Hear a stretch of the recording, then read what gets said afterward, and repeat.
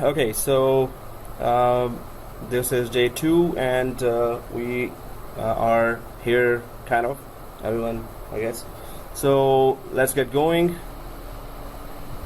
For our last week, we did some intro there, and about Azure, about the course, about the certification path, about the different topics. So we'll just go ahead and try to know more about AWS and its services, and go ahead and create our virtual machine there, connect to it, and well, there will be some assignments also you can do at home, because it's all internet, so we can all do that at home, right? So let's try to go ahead with some of our topics here. AWS named as leader in the infrastructure as a service. So IaaS is the main emphasis there when we are doing the course, and it's not development side. So in infrastructure as a service, AWS is there as a leader, and then Microsoft is really filling up the gap, but still the gap is big. Google is supposed to be now. This is a little for 2017. These are the analysis, Magic Quadrant. Now let's get going with our different topics, like what are the main services in AWS that we need to know. 6 advantages of Amazon Cloud Services. Again, there are some advantages going on here. We can go global in minutes, whatever big networks you want to create, environments you want to create.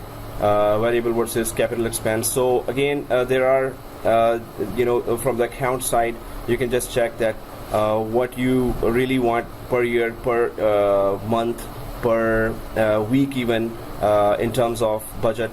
There is no guessing capacity there. You can just be sure that this many machines I need, and if I need more, it will be automatically created there. So economies of scale, so you can just scale to as bigger network you want, and then scale down as well to, okay, I don't want this anymore. So but that can be done with not putting a dent in the budget. You can just scale up and then scale down as well. You needed 10,000 virtual machines, and then you need just 200 virtual machines. It can come down to that as well. So increase speed and agility. Of course, with speed, you scale up and create a lot of virtual machines there, or networks, or storage that we're going to talk about now. Focus on business differentiators. So what are your business objectives there, and when do you need which services of Amazon, and how much it will cost you. So these are some of the things, but let's just get down to, I don't stick to a lot of theory there for a longer time. We have to do something to really get engaged in this, in the labs of AWS. But some of the theory is still important. So what are regions and availability zones? We talked about that before as well. But let's get ahead a little. The AWS cloud infrastructure is built around regions and availability zones. Each region has multiple isolated locations known as availability zones. We talked about that last week as well. That suppose you have a availability zone in GTA or in Ontario, so it will be nearby cities, and it will be nearby cities. Not distance will be not very long, so you could fail over or load balance some of the workload or virtual machines. Suppose your virtual machines were created in the data center in Toronto, so it's high availability and load balancing can be achieved by a data center, a virtual machine, a data center in Mississauga as well. So Toronto, Mississauga are nearby, so you could just fail over. You can have high availability offered there in nearby cities. So there will be less bandwidth consumed, and more speed will be there to have that load balancing and failover, high availability, all kinds of those features. Disaster recovery, even it could recover faster if it's a nearby, or the bandwidth is less used for that if it's nearby the second data center. So the hierarchy goes like region, availability zone, and data center. Exactly. Yeah, and there are edge locations as well that we will be discussing as well. So each region is completely independent, and of course you can still connect workload from with one region to another, or you can just sit on have your workload on one region. So these are the regions. The AWS Cloud operates 43 availability zones in 16 regions around the world. So this detail would be of course there as well in AWS introduction area, wherever you go for documentation. So I was supposed to just put the table up because anyway, in the break I'll do that. Okay, so these are the regions, and we get to know that these are the main areas where the population centers, or where the more clients of AWS will be found. Still, there is no Africa here. Okay. So each availability zone is isolated, but the availability zones in a region are connected through low latency links. So again, this will be within one region. There are multiple availability zones. Each availability zone has multiple data centers there, and so data centers will be nearby, but they are connected through low latency. If there's more latency, then the purpose of offering disaster recovery, load balancing, high availability will be lost there. If that's what I was just talking about, that they are in close proximity there. Netflix rapidly deploys services across multiple AWS accounts and regions over 4,000 times a day. So it has different, nearly, in every continent, Netflix is there maybe now. Okay, except for Alaska, I don't know about that. So anyway, it will use all the regions, nearly all the major regions there, and it will have a lot of subscriptions there to have its services uploaded to European region and to Asia and to North America. So it is a huge operation that it's doing on top of AWS there. Yes, sir. What is the significance of multiple AWS accounts? Because you could have all the services deployed under one account. Yeah. And throughout you can have it redundant, right? Yep. So what is the significance of multiple accounts? Oh, we can have one account, but multiple account means multiple billing, especially for economics. Yeah, cross subscription you can have high availability, cross subscription you can have load balancing, everything is possible there, cross subscription as well. But there they were charged more, here they were charged less, so they would know right away that what will be built there, although we can do that here as well. So going across subscription is only mostly related to the budget, and otherwise yes, you can achieve everything unless you have reached some maximums of one subscriptions. Then also, if it's a large operation, we're going to go for maximums as well, but if you reach the maximums of storage in one subscription, you just need another subscription within the same region. Even you would reach that those maximums for storage, compute, and for other. Then you need a separate account for continuous activity there and no downtime. Okay, so here we have a lab here. Let's check out the regions inside the AWS console. We have a lot of regions here, and some services are available in some regions and some services are not available. But that is when we start doing that service, then we would know that, especially for storage, there is a archival service called Glacier. Now that service Glacier is not available in Sao Paulo. So if you go specifically to that service, this Sao Paulo excuse me, that region will be grayed out. All other regions, if they're not grayed out, this means the service is available there right now. So it's good to know always that if you are about to purchase some service from Amazon, that you would know that in your region that service is available, or wherever your clients are. Suppose your clients you're in North America and you say yes, it is available there, but your clients are in Australia, and you didn't check out when you're purchasing that service that service is actually not available in Australia. So it would be those Australian customers then would be connecting to maybe North American servers or Asian servers there, whichever is nearby region. Then suppose that's the case, right? So you should know that the service, suppose I was talking about Glacier. So if you have clients in Sao Paulo, South America there, Brazil, so Glacier would be one thing that we would tell the clients, hey, you cannot do long-term archive with Glacier because that's not available there. So but you can, it's just that bandwidth will be more used because they will have to connect to the nearby region. So there is not much to do, but we will discuss about it in network topic, and let's go to that. Okay, so everyone logged into your account there, right? Okay, so if we have logged into our account, and we can see here the services as we saw last time as well, lots of services there, but on the right side we also noticed that it is North Virginia, and you can see that all the regions are available right now, or they are enabled. But just for that example, that if how does it look like when there is one service is not available in a region, so how would it look like? If you go to services here, I'm just gonna make it a little bigger now. If you go to services here and then go down to Glacier, this one.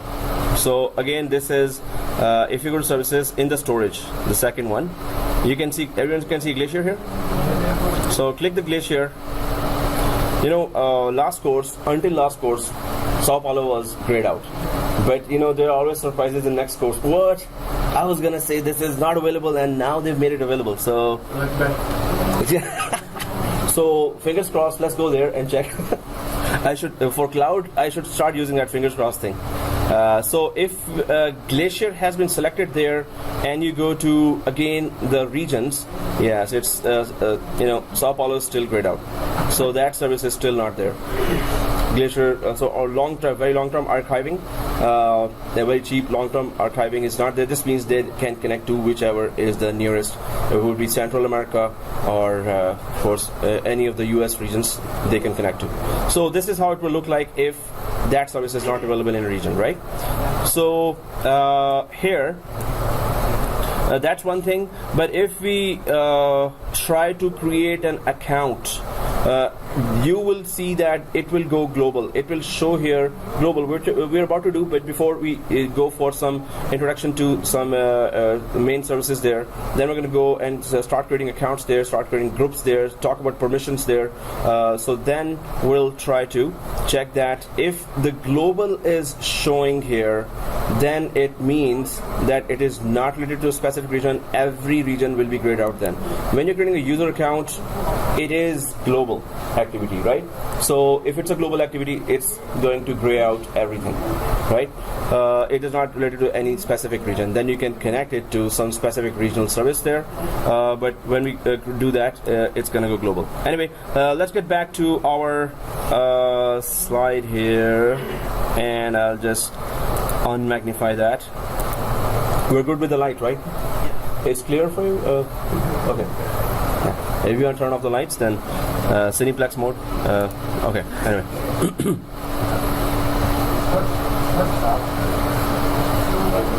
Yeah. So there's one guy strategically sitting on that corner. Thank you, sir. Now it will be those who did not catch up with that sleep. This is a good time. Oh no. Okay. So I'll be interactive a lot of, we're going to start at once doing something, then we're going to go to that theory. So I'll try everyone to... Yeah, there will be more questions.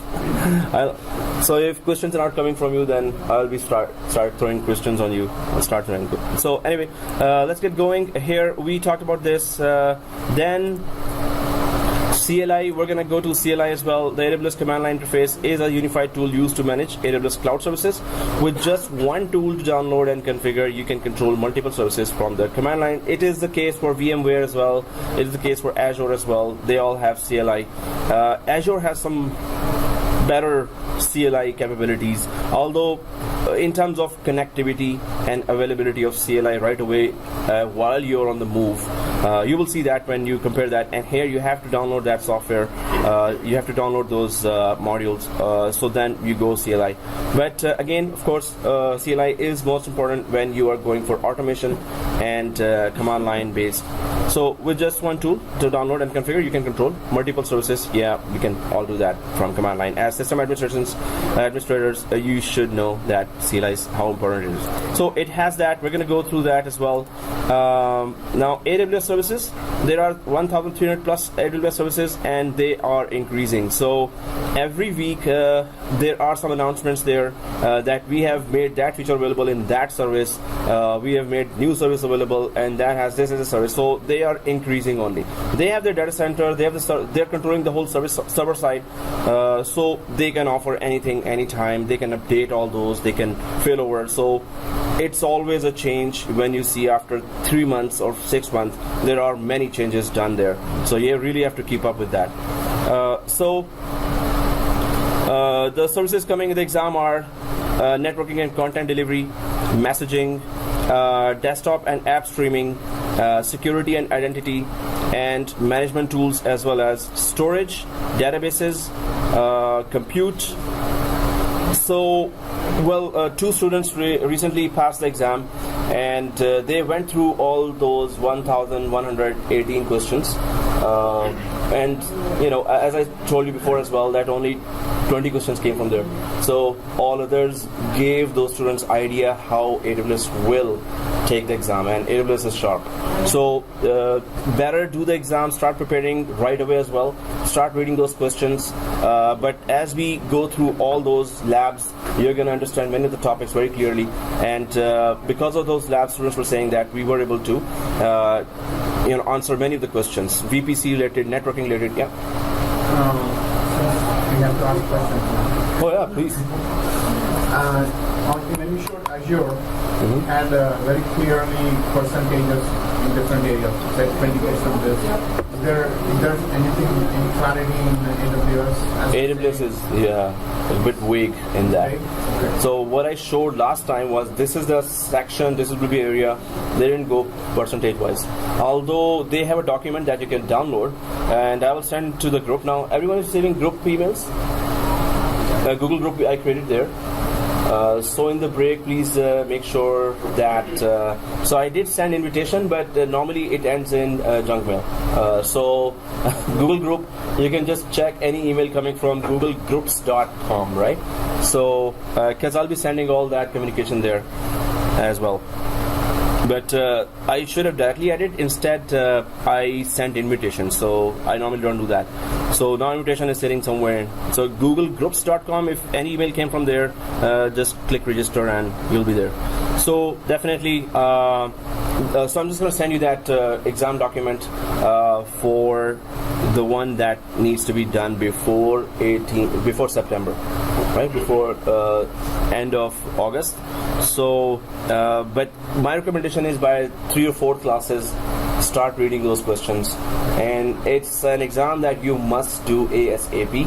This is one of those exams where the jobs are there outside, and they really need people who have already some infrastructure experience and they have AWS certification.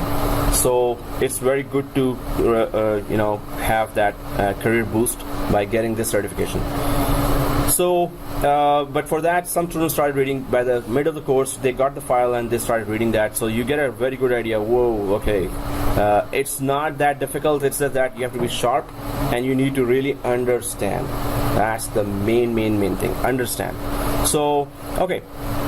Let's get going with that. Oh yeah, again, we have the exam collection teacher student yearly membership. So it's $20 per student here for the college students here, right? So if you want any exam for 1 year, I'll just download. I have the $50 software, so I'll just convert it to PDF and send it to you. Okay. Anyway, this is not just AWS, then any other exam as well. Last time also the guys who really purchased that exam collection, it didn't have enough questions, so we had to go for another one, which is Pass Reader. And but that we don't have sufficient for. It is one file, it's $130. It's a good sample questions, and then the whole all the people in the previous course, they collected money. It was like $5, $10 per head, and they bought that Pass Reader as well. So they were better prepared. Then 2 students were able to pass.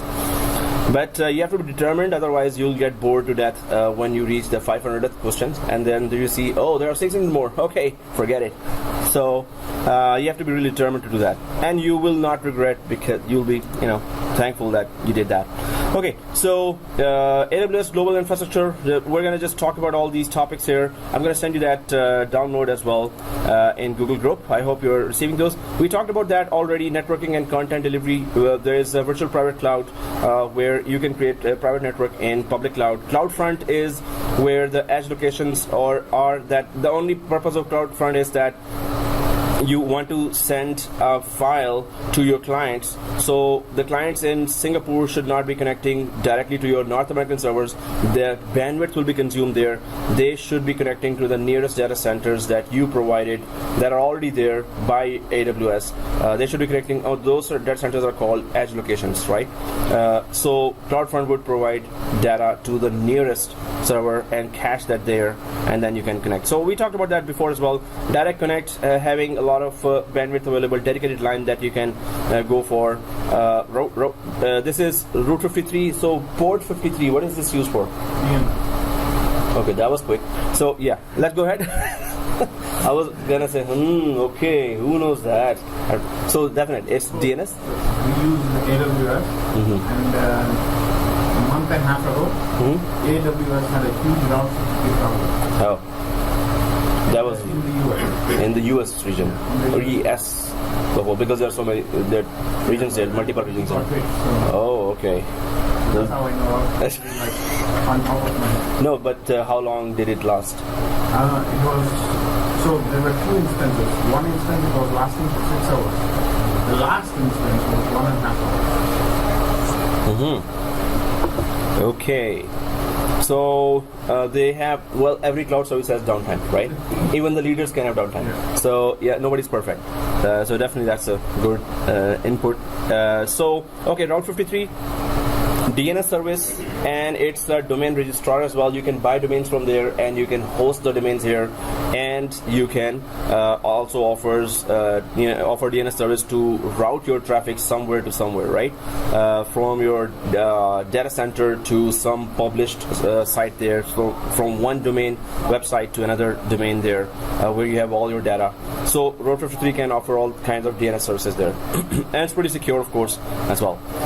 So this is just I'm going through now over so VPC Virtual Private Cloud, Amazon Virtual Private Cloud lets organizations provision a logically isolated section of the AWS cloud where they can launch AWS resources in a virtual network that they define. So we talked about that last time as well. This is the diagram that it shows here. Region. So there's a region collection of regional data centers, and then that IP range that's going to give, and then you can go for different subnets there. We can go up to 200 subnets there. So we talked about it last time as well in detail, so I can just go ahead a little. Organizations have complete control over the virtual environment, including selection of the IP address range as well, creation of subnets, and configuration of route tables and network gateways. So we're going to create the whole thing here from scratch. So you're going to see that how much engaging it is, but it's how much interesting it is as well. We need to just make sure that traffic flow is there at the end of whatever we did. It better reach that machine in the private cloud, in the private subnet, right? So in addition, organization can extend their corporate data center networks to AWS by using hardware or software virtual private network or VPN connections, or dedicated circuits by using AWS Direct Connect. So through AWS Direct Connect that we just talked about, you can use gateways like VPN and others as well, right? So there will be internet gateway that will be from AWS. There will be VPN that you can connect from your company to the AWS as well. So this is provided. Then Route 53, as we talked about, is a highly available and scalable DNS. So you need to know that, because your company might, or not might, definitely would need that. If your company goes for any services in AWS, they would need this Route 53, which is just DNS services. It is designed to give developers and businesses an extremely reliable and cost-effective way to route end users to internet applications by translating human-readable names, seriously, such as example.com to IP address. We know how DNS works, right? Name resolution. So let's go ahead. Basic things, right?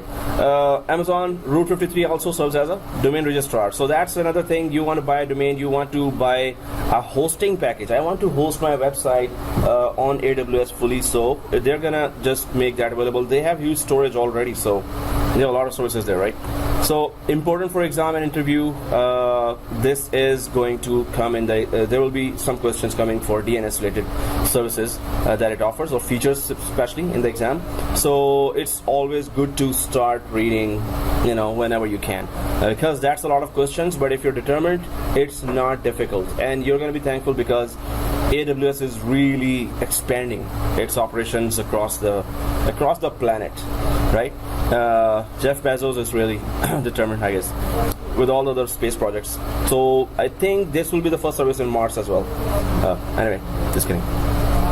Okay, true or false? VPC gives solid name resolution services to end users. False. Right? It gives name resolution services, right? No, that's a trap actually. No, whenever I say false, that's something that I'm putting a trap there now, right? So, what's the purpose of VPC? That would be the question. The purpose of VPC is to create a private network. Private network within the public domain. Yeah, and the next question is Route 53 can be used to create customer private network on public cloud. Actually, you switch the book. Really? Yeah, Route 53 is for name resolution, and VPC is for creating private network. Yeah. Both are wrong. You hurt my feelings now. So, no, I'm just seeing who's responding. So, yes, both are wrong. It's just switched, right? So, this is also called, this kind of slide is also called welcome back to the class. No, you were already there, I know. But this is like, oof, what? So here, but this was still basic. Route 53 does the name resolution and VPC does the private network. Exactly. Okay, that's good. There are more surprise true and false coming right away, and so let's get going. CloudFront, we talked about that. So Amazon CloudFront is a content delivery web service, integrates with other cloud services to give developers and businesses an easy way to distribute content. That's the only thing you need to remember. Distribute content to users. That's CloudFront. Distribute content to users is the main thing, equals that. So if you know that service, when the exam question comes, go ahead, start. At least you should have a map in mind. Okay, that does it. So across the world with low latency, high data transfer speeds, and no minimum usage commitments. We've been using that service on the internet so much when we are downloading movies, so or files. So it asks, you want to download from your nearest servers. That's it. That's what CloudFront is. But it's Amazon's servers now, right? Instead of them. When you say content delivery, can you explain a little bit what is it? Yeah. Because I come from a developer background, right? Yeah, that's what I'm afraid of. Yeah, okay. Just kidding. So there's something called a content management system. Oh, that is CMS, yeah. So that's different. So I but don't know when you say content delivery, you're talking purely from a networking perspective. Yes, it's totally networking perspective. What kind of files it delivers? Website related files, video files, and any other type of MP4, MP3 files. So it's static files for. Yes, it will be all static files. Exactly. No dynamic, definitely. You got it there. Definitely. So, but those files must be. So the main purpose is first user will access that file, and it will be a little latency will be there. Then it will cache. So then next users will all get that file for 24 hours. They will have that file. If the users are using that it will stay there 24 hours. If for 124 hours full, nobody accesses it, the file will be automatically removed from there. So that's how it is. I have a question. So let's say you access that from Singapore, right? And he is there in Singapore, he's also accessing, like 5 minutes later, he will get it from the cache. As long as there's no gap of 24 hours? Yeah. 6 minutes, I go and change the file. On the and server. 10th minute, he goes and tries to get it from Singapore. So how does it keep track of the updates? Synchronize. So synchronization happens as the file is changed right away. So it synchronizes that. That's done automatically. Yeah, exactly.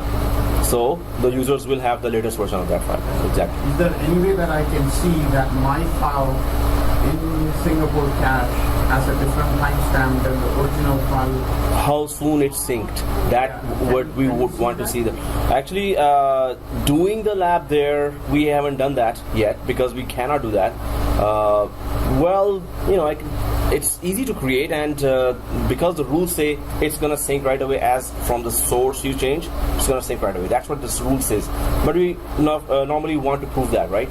So if we create one user on Singapore and try to access that, we can do that lab, and you can check that as well. So CDN, we're gonna do that. Normally CDN is we go through the wizard only, and then we see so many options there. Then normally at the end of that CDN wizard, I say, if you have a developer sitting beside you, you would have a better know-how of some of the options that they're showing there. Some of the options will fly above you. What is this? There's totally website related, web developer related options there. So now, thank God, we're gonna have all those questions drilled down. So we're gonna discuss that, right? So that would be very interesting to know. And if we can do that lab, yes, we can try to. It's just that if it doesn't cover in free tier, maybe there are some cents that will be charged to you.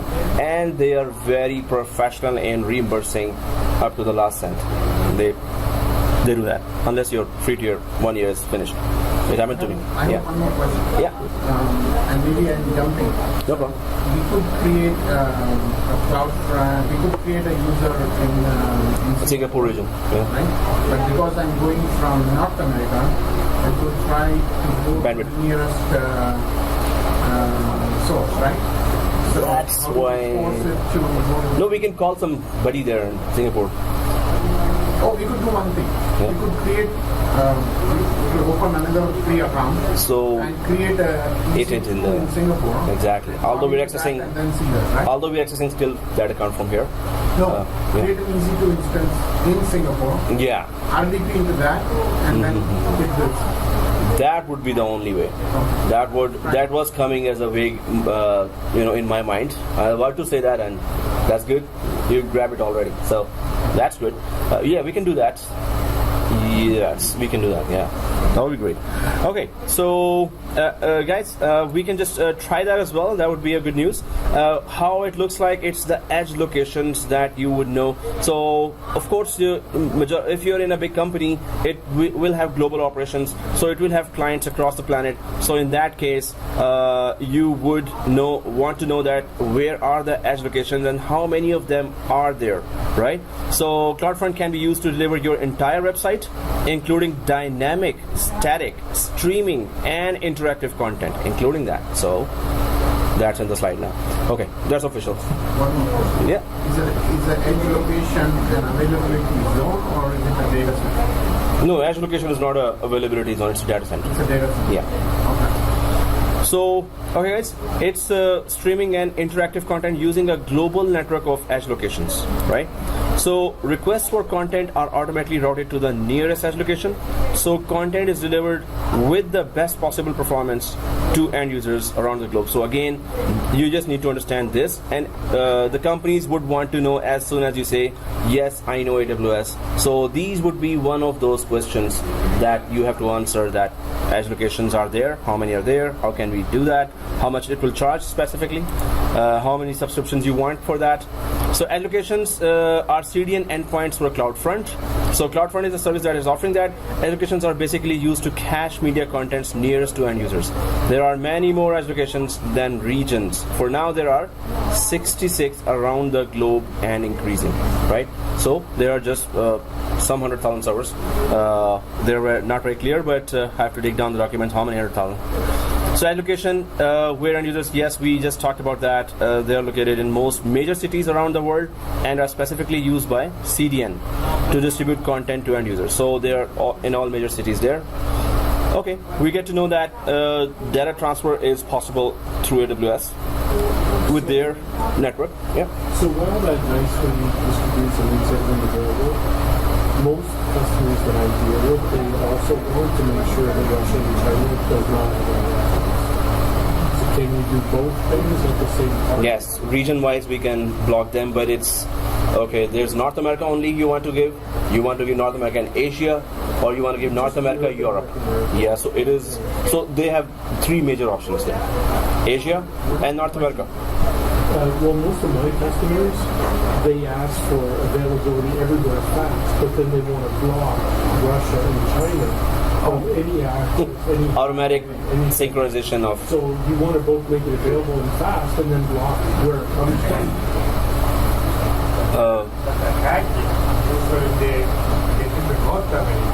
North America, they try to go. Just like what we were thinking now. Let's create a machine there and pretend we are in Singapore. So, no, there are more protections available. You can encrypt the data. You can just give the key to your customers. So there are many other protections. Only users who are authenticated can do that. And I think in level 3 you can also restrict the data by restricting that by giving them access control. So IP-based access as well. Anything that is coming, making itself a dummy will be restricted. So first we have to do, I think, the level 3 on the OSI model, and then we have to implement on application. So first is level 3 and then layer 3 and then application. Next class teacher. So I was just asking that, he's very passionate in teaching, Musaddiq. I love him. It's just that sometimes he's too loud. And for the video, Kareem's co-students were saying, hey, I can hear the other teacher. So it's good. You can learn both things, right? Well, if you want to close that door, we have our oxygen cylinders here, right? Okay. So we're in basement and this is the last floor. No windows. Windows is installed here. Okay, so so let's get going with our CDN. We can know that, but there are many scenarios. Definitely, that's a very interesting scenario that if Russia and China are not supposed to, anyone from there is not supposed to access that data. So how can we secure that? When we go through the wizard, you will see that it can offer you a lot of restrictions and security there. So that would be a very genuine concern. Yeah. Does AWS have a WAF? Yeah, for application-based firewall. Yeah, application-based firewall can also be, but this is a content, right? So this is just, suppose you have just a bunch of company product MP4 files there that you're sharing there. So again, one of those could be that you can share it on the servers and then put it in the Windows machine, EC2 instance as well. EC2 instance is what? What is an EC2 instance I'm referring to? It's a virtual machine. So I could say it virtual machine, but we can use the terminology there, EC2 instance. So, okay guys, let's get going with this because we're going to be dealing with that topic separately as well. So, but there would be, of course, many scenarios where you are seeing that. So it is like front end for the service we access, which are located in AWS Cloud. There are many more edge locations than regions. For now, there are 66. Okay, we already went through that. So true or false, edge locations are available for media content that needs to be cached so end users can access it much faster the second time.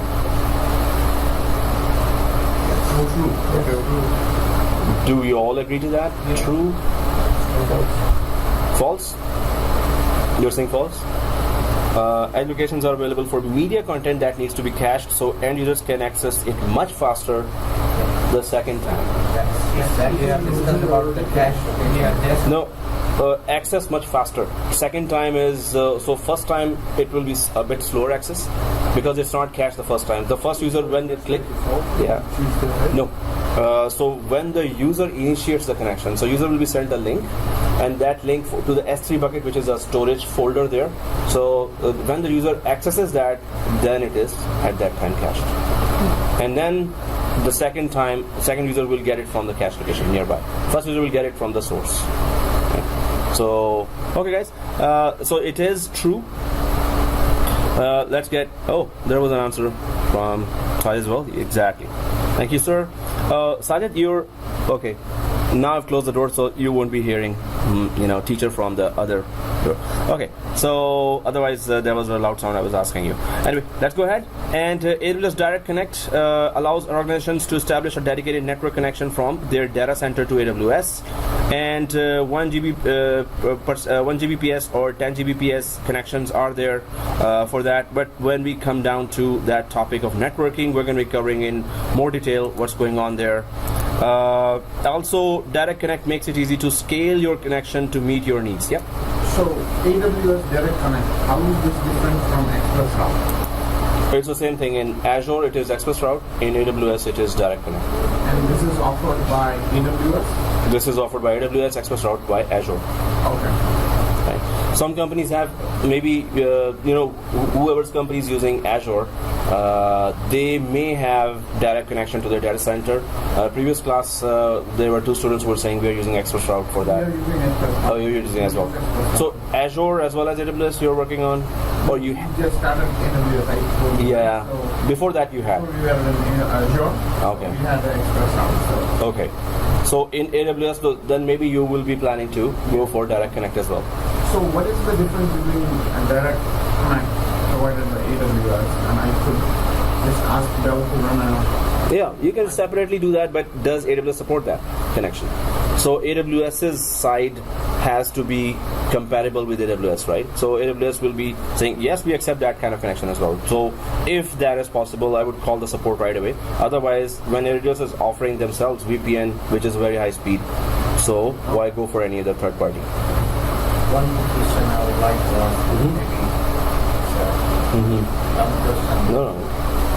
One of my data centers, just like he's saying that they were using Azure first and then they have shifted over to AWS.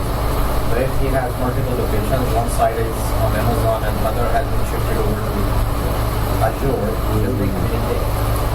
One side is Amazon, other is Azure. So if that's the other side, that is already working, right? Migration. Yeah. So some of them are on Amazon and one or two of them are being shifted. One or two sites are on. Yeah. That would simply work because it would be, that is Azure, that is AWS. So there are two different vendors there.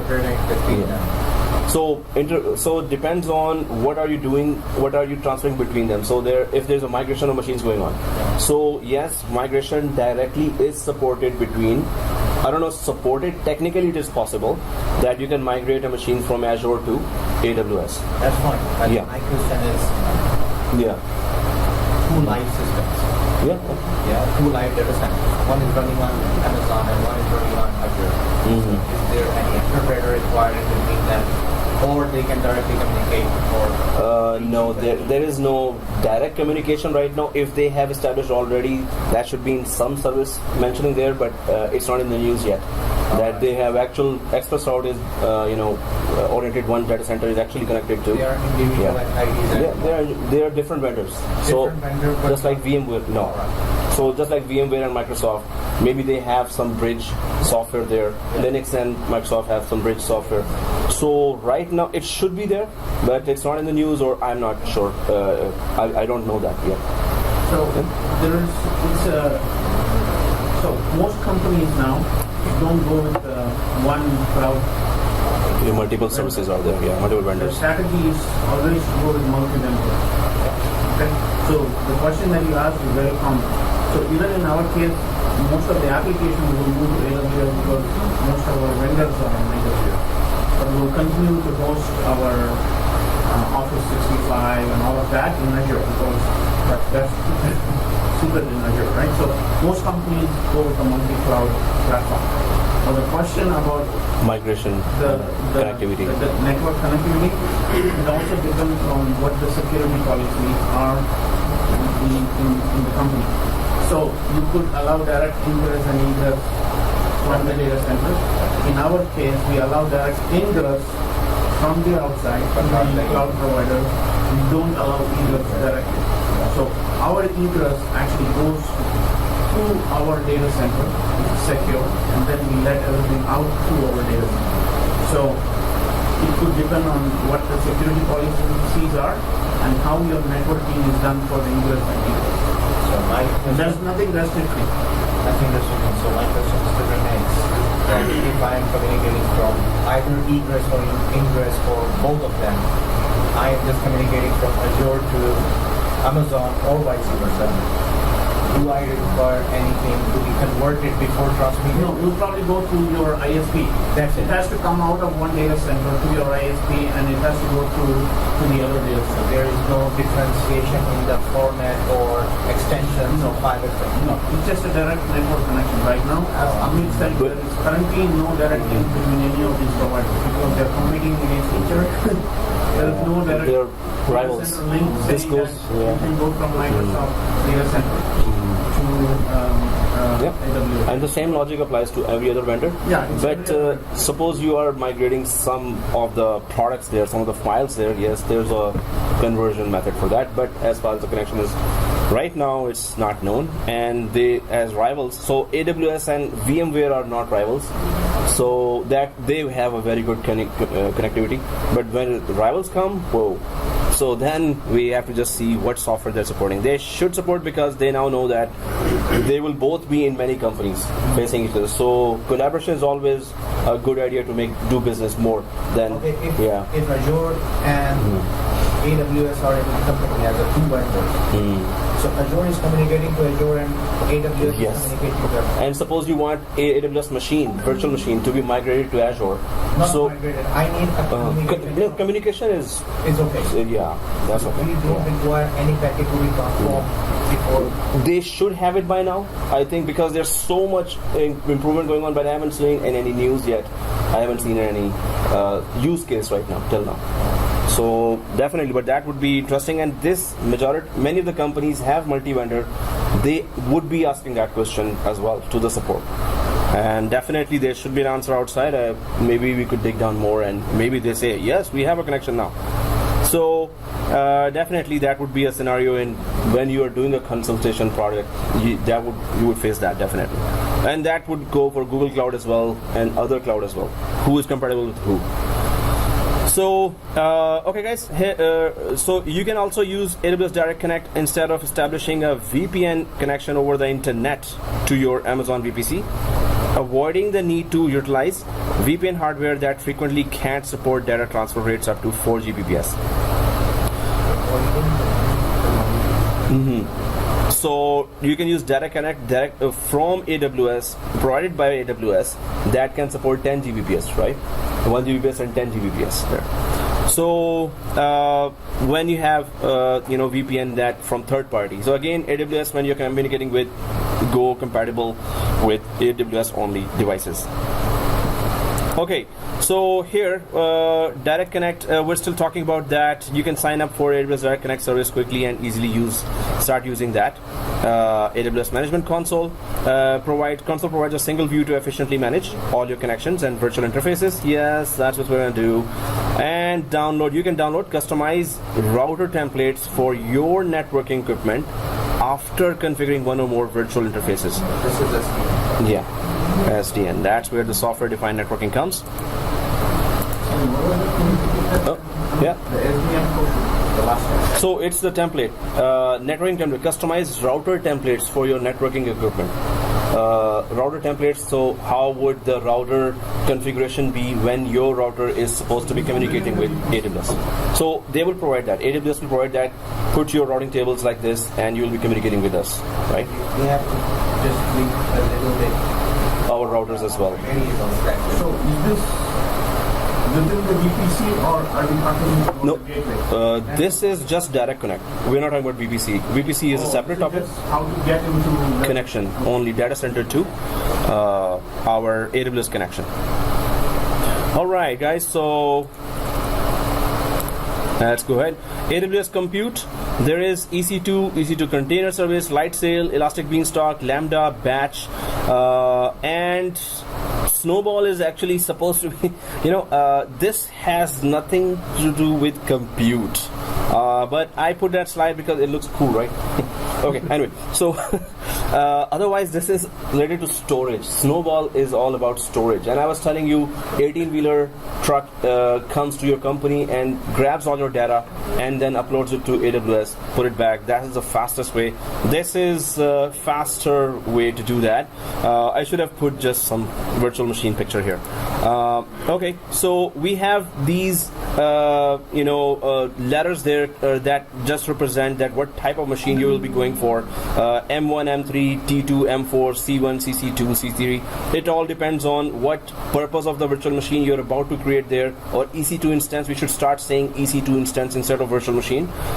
And how much of memory, processing, storage you need, what type of storage you need, SSD, non-SSD, and what kind of networks you need. But it's specifically for memory processing and storage that the machine names would be different than others, right?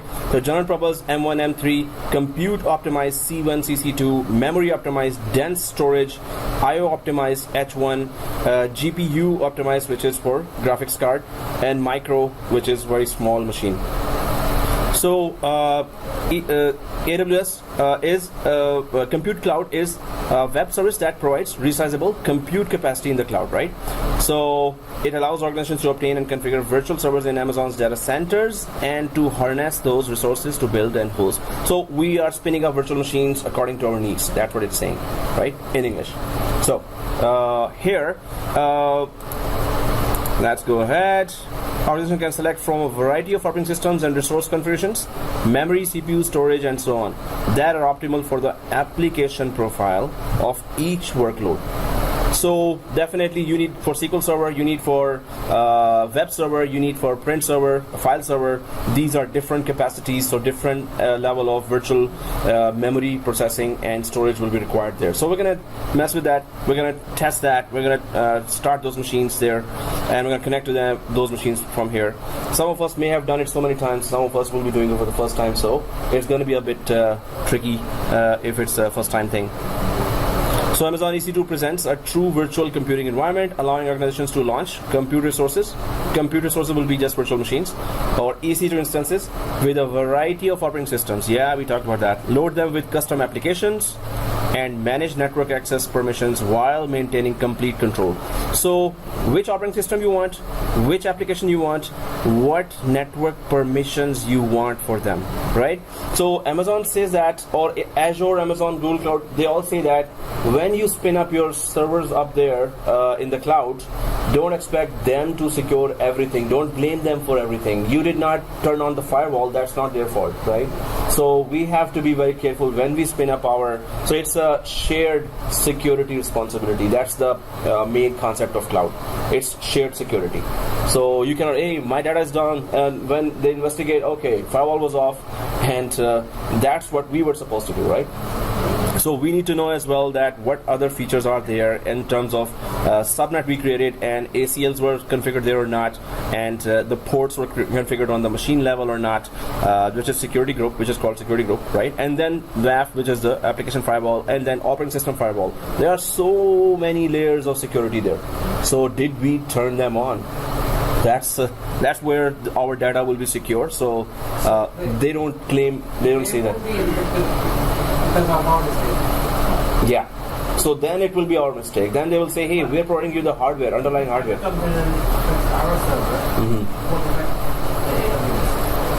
Well, it could affect them as well, but it will mainly, we will be, affected first. But they should detect that as soon as it hits any of the services. They should detect right away. As well, suppose it's just in our machine and it is just in one server and we're transferring that files to at least we will be affected. They won't be.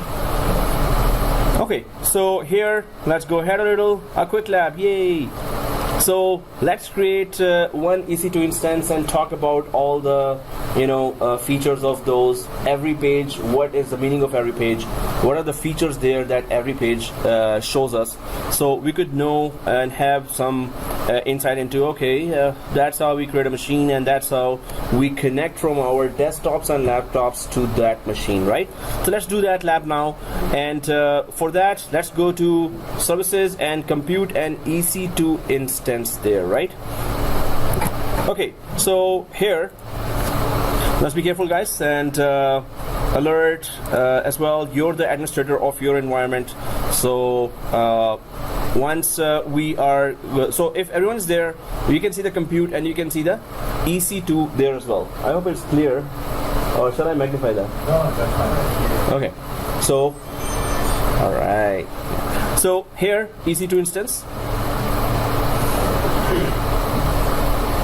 Let's go to EC2 instance. It's pretty boring for some people here, so you can just yawn and catch up on that sleep. No, just kidding. Okay, so but we can see this area here where virtual machines are created, and well, I still have to make it a little bigger because on the left side, events, tags, reports, limits, you can see the EC2 dashboard has a lot of features here, right? So if we keep going down here, it just keeps on going down. It's extensive, right? So everything related to virtual machine, why I'm saying virtual machine, so but still we're so used to hearing virtual machine, it's EC2 instance. Okay, so everything related to that, you can see extensive features. Of course, our company's most important asset is data, right? That data lives either on storage or in virtual machines. It is being used in virtual machines, it is living in storage, wherever you put that. So it must have all the features of what data center, your own data centers used to provide. So you can see all types of instances here, and then you can see AMIs, which are just images, bundle tasks there, volumes, snapshots, security groups, elastic IPs, placement groups, key pairs, network services. It's not that extensive. No, it is. Azure also provides a compute environment. It's a long list of services there as well. So they are pretty, there's a good challenge going on between the two, competition going on. So there's lots of stuff. So we're going to be going through many of those features as well. But let's get going and have that knowledge of how to create a virtual machine and connect from here to that virtual machine. And what are the best practices? What are we supposed to avoid there? So let's click the, if you're already there, you can see the launch instance there. Right? So let's click that launch instance. So once we are there, you can see a choice, large amount of virtual machines. On the left side, you can see there that there is my AMIs, or the images that I have or I've purchased from the market, or I've uploaded myself. AWS Marketplace is where you can just get all the images that are paid images with operating system and an application there. Community AMIs as well, that community developers just created and uploaded there. So free tier only. If we click that free tier only, let's click that. Go ahead and click that free tier only. If you click that again, then the list of images changes there. Whatever is free available is there. So Amazon Linux and Red Hat, SUSE Linux, free tier eligible Ubuntu, and then you can see Windows, right? So again, everyone there? So I'm on this tab. You there? It's a free trial version. Yeah. So Windows can never be free. So 180 day lessons, right? So, but free tier means that you can spin up this machine free now, and they're not going to charge us. We're using their hardware now, and they're supposed to charge us, but they're not going to charge us now in free tier. So we can see all types of Linux versions, but you can see Windows here, right? So let's go for Windows, the easy one first. Yeah. I have a question. So does Amazon support bring your own license, or you have to buy? Oh yes. Pay for it? No, it supports bring your own license. So, and Azure both support that. Okay guys, here if you are on Windows, Microsoft Windows Server 2016 base image, right? You can see on the right side Team Viewer. No, actually you can see on the right side Select. So hey, it doesn't minimize it. Okay, so select here, right? So let's go ahead and select that. It's a 64-bit machine here, and then we can see that second is choose instance type here.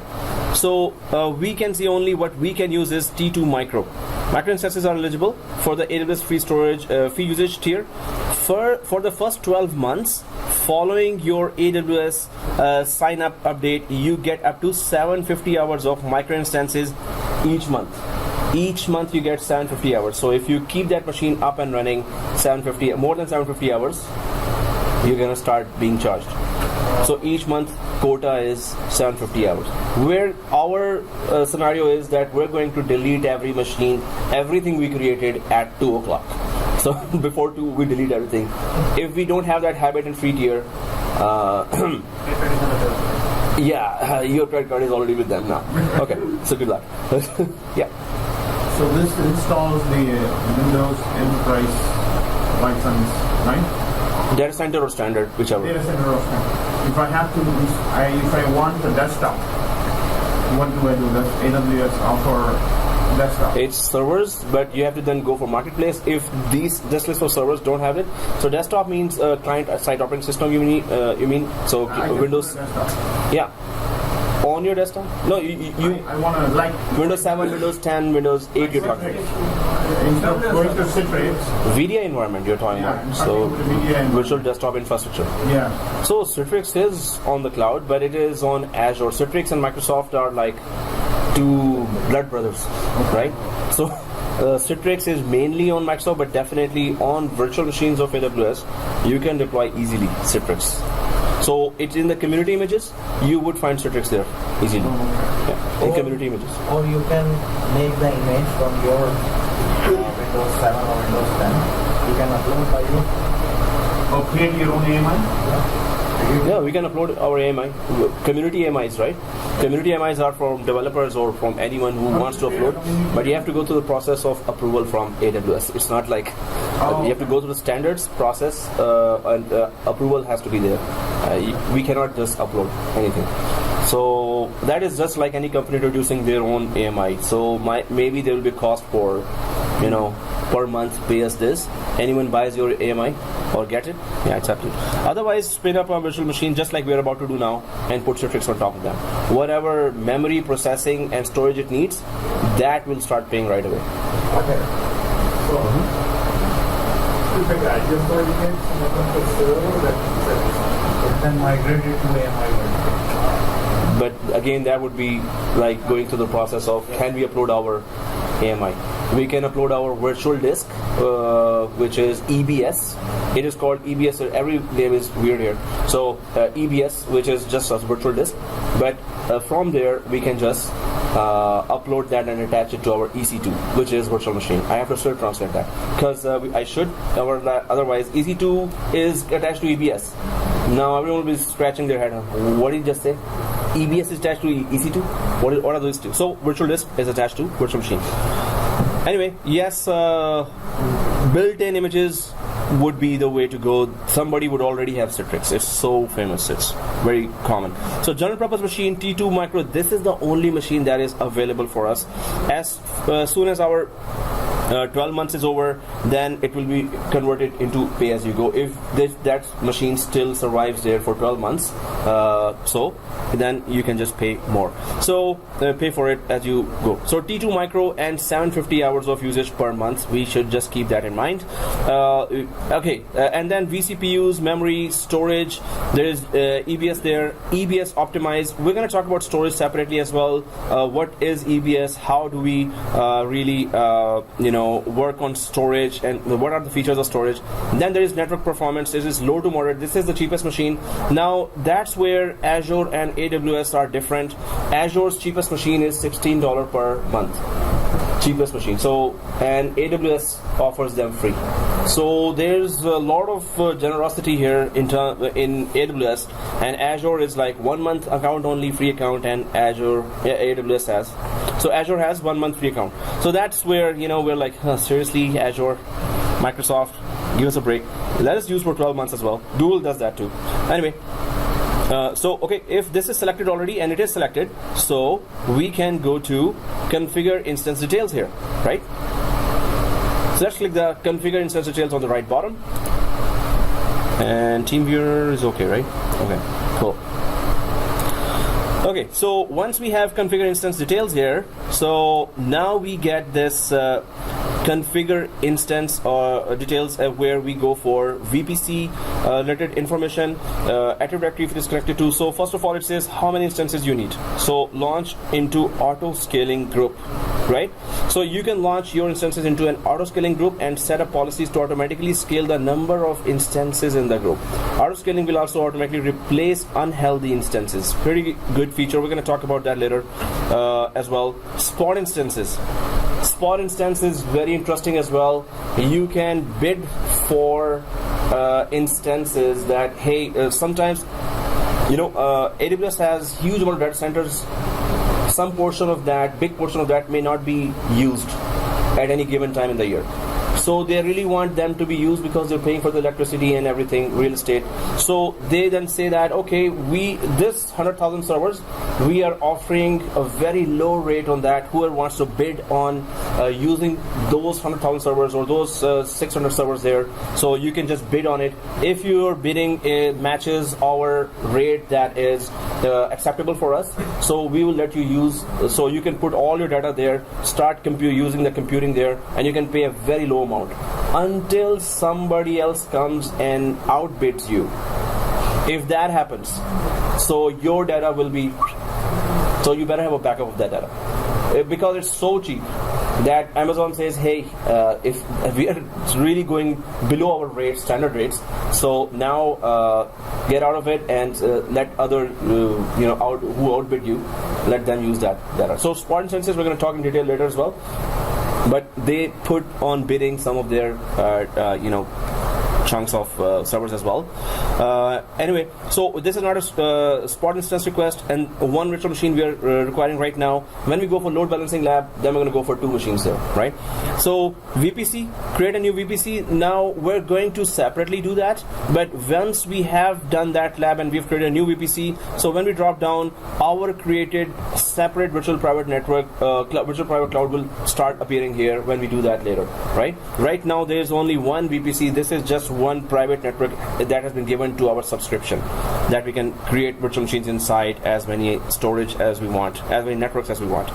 So subnet, of course, there's no preference here, but we can use any of those subnets there, 1D, 1C, 1E, 1B, 1F, 1A. So they have created within our VPC. Although we're going to create 2 subnets in our VPC, we can create 3, we can go up to 200 subnets there, right? This is freely provided to us, so these are the subnets available if you want to connect to those. So use subnet setting as well, auto assigning public IP. So they will assign us public IP automatically right away. Of course, we need to connect to that machine from here, so they have to assign us public IP anyway. Placement group, add instance to placement group as well, and launch instance in a placement group to benefit from greater redundancy or higher networking throughput. Select an existing group or create a new one. So of course it's redundancy and throughput. This means they're going to charge you, right? So, but if you want your machines to be redundant, and is it cross-regional redundancy, it is cross-availability zone redundancy, whatever you want, you can still decide that in the placement group. But we're going to go to that separately as well. Domain join directory, this is a very cool feature here. Your machine, well, you just need to install either SaaS version of Active Directory or IaaS version of Active Directory. When I say these two, what do I mean by that? SaaS version of Active Directory is what? Software based, you are just creating it on the EC2 instance. So EC2 instance based Active Directory or virtual machine based Active Directory would be IaaS based. So infrastructure, you create an infrastructure, you create a virtual machine. SaaS based would be Active Directory is already there right now. Use Amazon service. Amazon's Active Directory service, you can use that. Amazon has provided many type of directory services there. We're going to talk about that, and Microsoft Active Directory is also there. One of the directory services is Microsoft as well. So you can, it is already there, it is ready to be used. You just create your domain inside for your subscription and then attach this machine to that domain. It's authenticated. Kerberos is available now for your Windows authentication. What server they are normally running is Microsoft 2016 or they're 2012. Their own? 2012. 2012 based Active Directory will be there. So we're going to do that too. There's so many things we're going to do. Okay, so IAM role, again, create a new IAM role, which is just a role that will tell that what you want to do, what is the purpose, what are the permissions of given to that machine, and to which service it is connecting. So we're going to separately go for that. Right now it's a simple deployment of virtual machine, but there are so many options. You can see shutdown behavior. When you click stop, it should shut down, right? Otherwise there are other options. Terminate also. can shut down, but terminate is that we're gonna delete the machine. So enable termination protection, that's a very good option. If some junior admin just joined the job and hey, what does that button do? And click, oh, oops. So instead of having that oops and that guy, poor guy is in big trouble. So better protect that from termination, right? Accidental termination.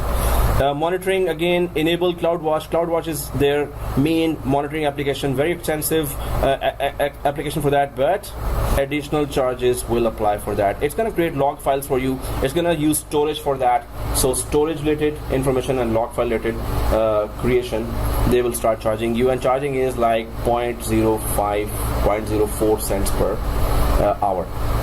So we will get a dashboard, or they No, we will see. CloudWatch is a separate service. We're going to go inside and you will start seeing all the logs and graphics. Dashboard within them. Exactly. So CloudWatch is a separate service that we can go inside and check all the logs there and information. 0.0454 It's per machine per node per hour for monitoring process. Or the whole monitoring process. Servers inside, network devices, whatever.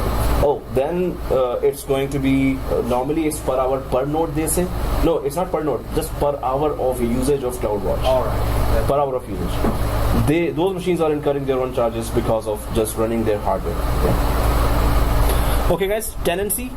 So shared tenancy or dedicated. Run a dedicated instance. So what is a shared hardware instance and dedicated instance? Easy, right? What is that? Shared hardware instance and dedicated. Oh, you know. Shared hardware instance is there is one host and multiple guests. If you say run a dedicated instance, there is one host and one guest. Probably, I'm guessing. I don't know. That would be the case. That on their side, you want one full hardware server to be used just for your application, or from their side they have one physical server and top of that there are multiple virtual instances, just like in VMware environment. One server has 15 instances, so that will really decrease our expenses. But if we want one dedicated server, they're gonna say okay, start paying more so we could dedicate one server for you, especially when you're creating a VMware environment in AWS, your own environment VMware. So some applications charge sockets per socket licensing, right? So they need to detect that hardware there. So in that case, you don't have your data center. Your option is AWS or Azure. So you can go for dedicated instance, right? But if I have a dedicated instance or dedicated host, it will be related to me. Yeah. And Amazon will have no access to the Amazon can maintain that. They are always the administrator. But yes, it is for me. So the security restriction by OHIP or by the medical Ontario medical data centers, they want to have the clear on the security side. So first thing is that it's not hardware related access you're getting. It's still that performance that you will get from there. Am I valid to say that if I'm just selecting this option, dedicated instance or dedicated host, it will be completely secure? So can I bet on it? So from the AWS side, yes. Nobody else has access on the data. From AWS side, they are ready to just give all kind of assurances. On top of this, what I will do on that instance is our cybersecurity. But from AWS, if banks are there, US government has there, so we have to trust them. It is secure. From AWS side, they're saying, our side, come and check our standard of security. So it is secure. But definitely every company would want to know in detail how secure, what are the security standards there. Do we have any explanation or material that we can show us? Security related separate, we're going to be talking about what kind of security we're talking about. Actually, IBM offers bare metal services on the cloud. Then I need bare metal. I don't think, I'm not aware of AWS offering that, but I have a friend who works in the medical field, and so they didn't go to AWS, they went to IBM because IBM offers them more transparency. Bare metal service. Thank you very much. Yeah, bare metal.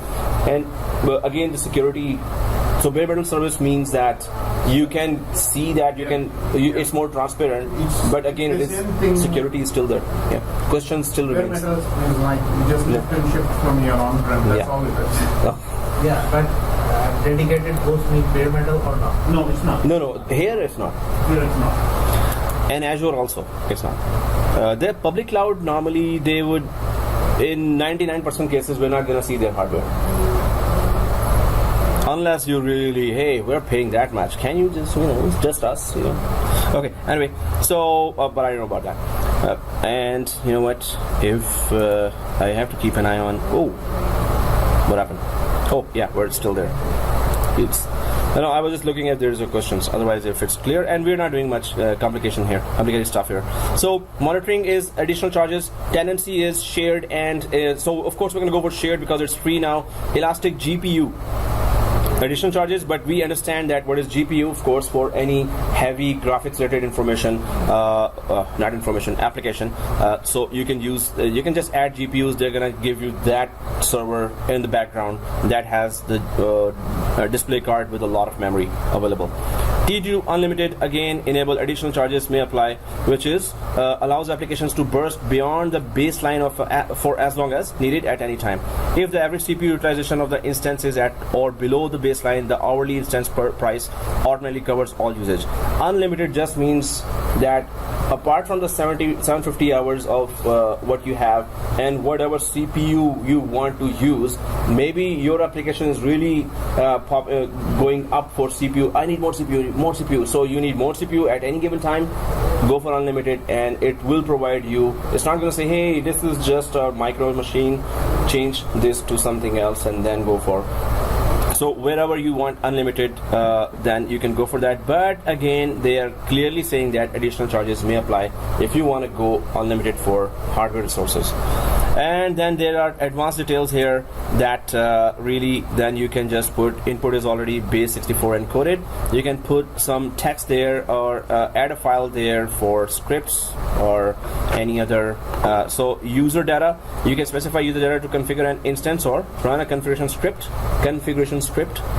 during launch. If you launch more than one instance at a time, the user data is available to all the instances in that. So whatever script you want to run here, you can put that. It will be available within the virtual machine there. Now this is just one interface of the virtual machine itself, EC2 instance itself. So let's go ahead and click that team viewer. No, just kidding. Okay, so let's go ahead and click that add storage. Add storage. Now we have an add storage here, and this is going to be root, the first hard disk here, and 30 GB or 30 gigs of data is there. General purpose SSD GP2, then you can see provisioned IOPS SSD. We're going to go for storage. I'm going to talk about that. And magnetic, this is cheapest one, and that will be slowest one as well. But general purpose is still SSD. IOPS intensive, right? Input output per second. So this will be IOPS intensive. You want some application that really needs some more input output, read and write on the disk, then you can go for that. So we're gonna keep like that, but it says that 100 IOPS up to 3000 IOPS it can go. It's a free machine. And of course throughput optimized it is not. If your application really requires some throughput and real good performance, this machine is not recommended for to create for that kind of application. Delete on termination, this means when you click terminate button, it's gonna actually delete. So even if the machine is powered on, you click terminate, it's gonna shut it down and delete it, right? And the main drive, the first drive is not encrypted, but any other number of drives will be encrypted. So it will offer, if we keep on adding new volumes, we will see that encryption is available then. Yeah.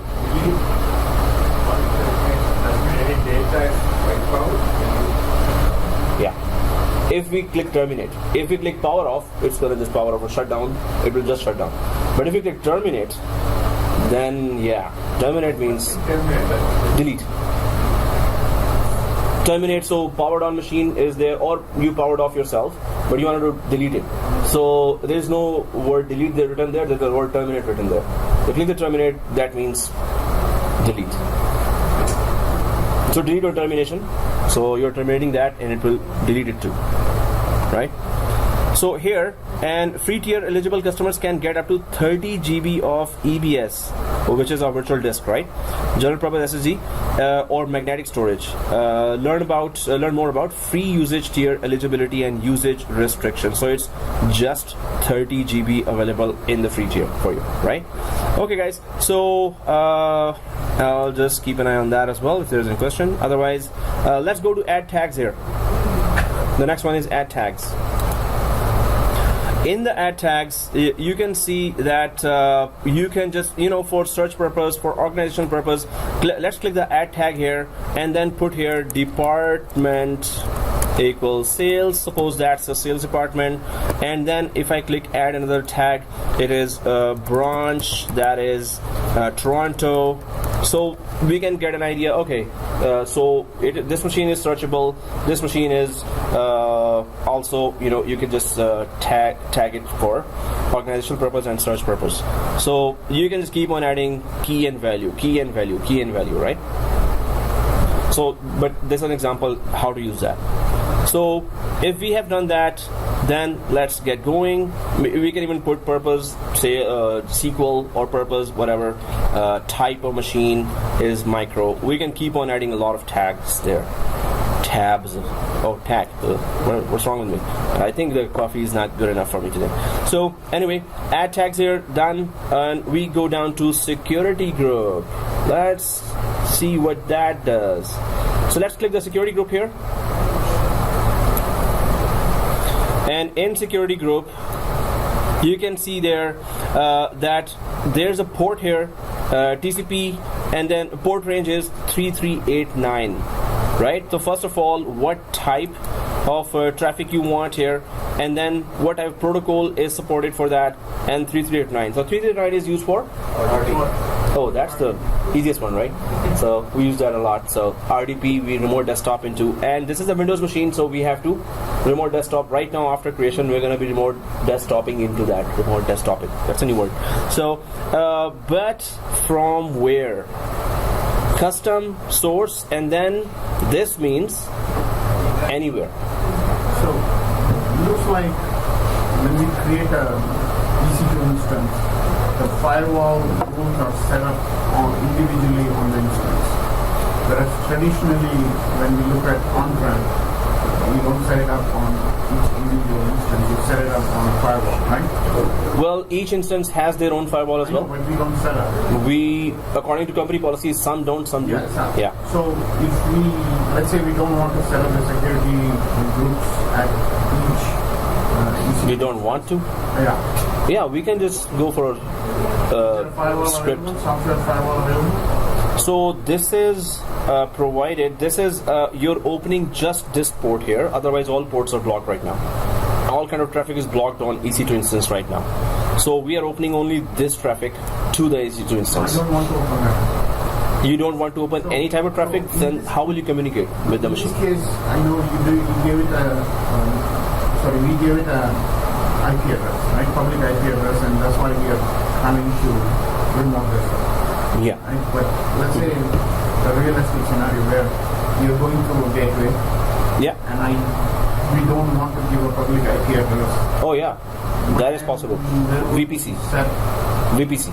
That's yeah. Where would we set all the firewall rules? Firewall rules. So this is a typical VPC scenario, virtual private cloud. So first of all, and I may have created that in last class, but we're going to be talking about that. So you want a machine not to be accessible from public to public from anywhere, right?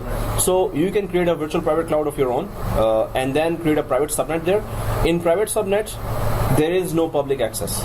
So how it works? Well, that scenario I can just quickly create here.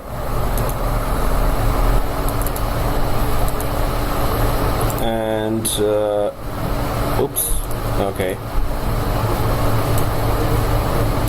So that what we're talking about here is, so suppose this is our data center, or wherever we are connecting from, and this is this is our typical cloud. Okay, now forget this, right?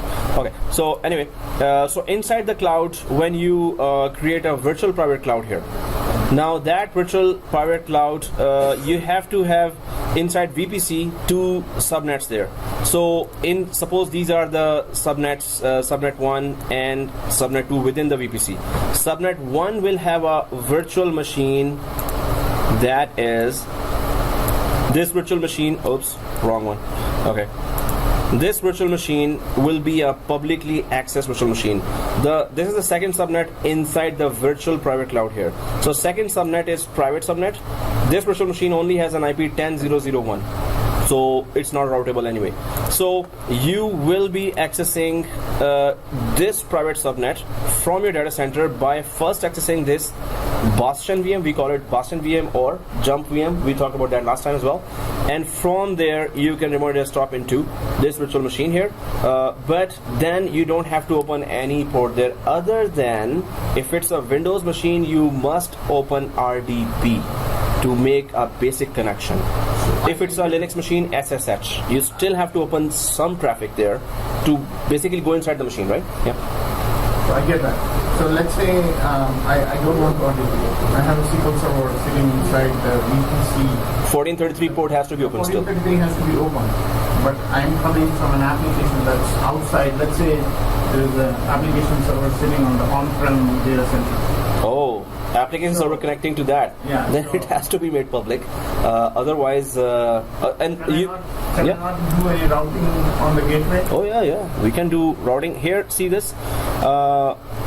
Security wise, first of all, so subnet level ACL, you can configure what ports are allowed, what ports are not allowed, and then machine level net security groups.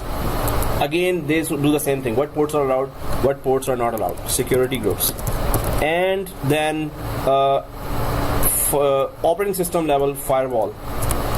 Same thing. What ports are allowed, what ports are not allowed.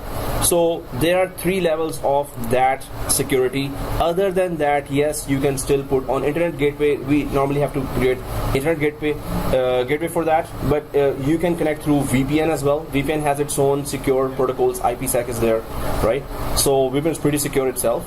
So, but if you are connecting from an on-prem SQL server to this, and it is in private, that's going to be a little problem. Then you have to really have the traffic flow directly from the on-prem SQL server directly to this application. It's not like that traffic will know that I have to jump to this PC, and then it has to be a direct connection to that. So in that case, if it's behind, it's in a private cloud, it has to have some kind of traffic flow there. I think it's only better go for public IP. So, but right now you can do a NATing, right? Yeah, we can do that. Can we do that on the cloud? NAT protocol for that? I think so. I have to check that. It should be. Then you can NAT afterwards. Otherwise, if you NAT it on your public IPs, then your front end will be public. It has to be public. It has to have a communication first. Yeah. You cannot put it in private and expect the application to discover itself. The gateway can be public. Gateway, you know what gateway will do? Gateway is sitting, suppose I'll just put that gateway icon. Suppose that is the gateway here, and it hits the traffic here. So in order to access the private subnet at all, you have to go through the public subnet that is already there. Private subnet is hiding behind the public subnet. So public subnet has a public VM.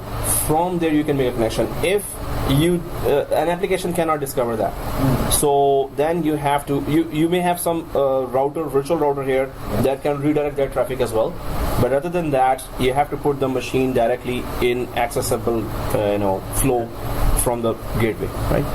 Or routing can be done directly on the gateway, just throw the packet over to the public VM first. So that can be done. Also, gateway can be connected to private, but then the purpose of security normally, you don't have enough hops now. There is another hop. You have to go through that, then another hop. Then you are now reaching there. So that was pretty secure. Now the hops are less. So hacker also will have one less hop to go through. You can put all your securities there on the Boston VM there, or the Jump PC there. But anyway, yes, that could be a scenario where security must not be compromised and the traffic flow has to be there. So, okay guys, let's get going with that. But when we are configuring VPC, then you will see a lot of features there, and it's a full day lab, it's a full 4-hour lab, but we get to know a lot from there that, okay, that's how we're doing it. Okay guys, yeah. One more question about networking side. We are looking here all the IP or layer 3 protocols. Does this provide us on the local LAN layer 2 option? Like Yeah, talked about, so creation, trunking. VLAN, so if the Cisco router is there, which can be there in VPC, so yes, but it's router. No, VLAN and trunking, no. So already there are separate subnets, right? So in those subnets, already the broadcast domains or the collision domains are already blocked, right? So, but there is no VLAN trunking available, unless they have introduced something that is I haven't seen in the feature. But no, router can be there, but they must have a switch of some type to have that, but they don't have switches. So we don't have layer 2 options available in Amazon. No, we layer 3 yes, but layer 2 not there. So they may have it, they may already have created that, just like separate networking course. There's a separate network course for AWS as well. So in that, they might say that, okay, with the Cisco router, you can have Cisco switch as well. I have to check that too. Because it's all purely now CCI's side of talking. Now, I'm just talking about because we have virtual private cloud, right? Previous window, you have just given the department as sales. Yeah. That is just tag. This is a label. A label. That's This label will be restricted to sales. This machine will be restricted to sales. If I want my users from internet coming towards only sales department, and they don't want to be merged with HR or IT or just like that, if I want to implement restrictions on department-wise, how I'm going to do that? No, restrictions is separate from tagging here, first of all. But I get the idea that yes, if we want to do that, then what? So I would just create separate VPC for sales and separate VPC for, and if I go to the diagram back here, so I have, in order to connect to any of those departments there, suppose I'll just create some more here. So this VPC, the full virtual private cloud, this is for just sales and all the virtual machines I can put there, and this is just for marketing department, this is just for administration. I have to users still have to connect to them separately. So users can be restricted to access this VPC, they are only allowed to access this virtual private cloud. So you can separate subnet, access to users can be only put to that subnet. But when they try to connect to others, if they have the link, they will not be able to connect to them. Okay. So this way we can do in public cloud. If I have more than 254 servers, then I am going to change the subnet. Create another 200 subnets can be created there, right? So 2 subnets for sales or 10 subnets for sales, and sales employees get access to all 10. Right? It means that it's complicated and distance. Well, it's interesting. Suppose you don't want to pay, company don't want to pay for their data centers, and this is very good option. They are saving money. So technically, yes, it is possible to do that. It's just that it's a little different way to do that here. So we just have to get used to this way of doing it. Otherwise, you have a router there in VPC that can still divide the traffic between the subnets. Okay, guys. So we are here on. See this here, custom, and this means anywhere, from anywhere you can connect. But maybe I don't want that. So custom is 00. If you click anywhere here, it still just keeps adding that, right? I just changed from custom to anywhere, right? Custom I can put any IP as well, but anywhere is this. :/0 is what? This one. So there's 00, but IPv4 and IPv6. Exactly. This is IPv6 : :/0. So if you have an IPv6 based device here, so you can connect from that device as well. And then there is that my IP. So then we can connect from here to this. This is a public IP or this is a private IP? What kind of question is that? This is very basic. Yeah. Okay. So can I change that to one? Private IP. Well, we should not. Then how can we connect? We should not be able to. So, guys, let's go for anywhere. Let's make it very unsecure. Because we're going to delete that right now. Not right now, but in 3 hours.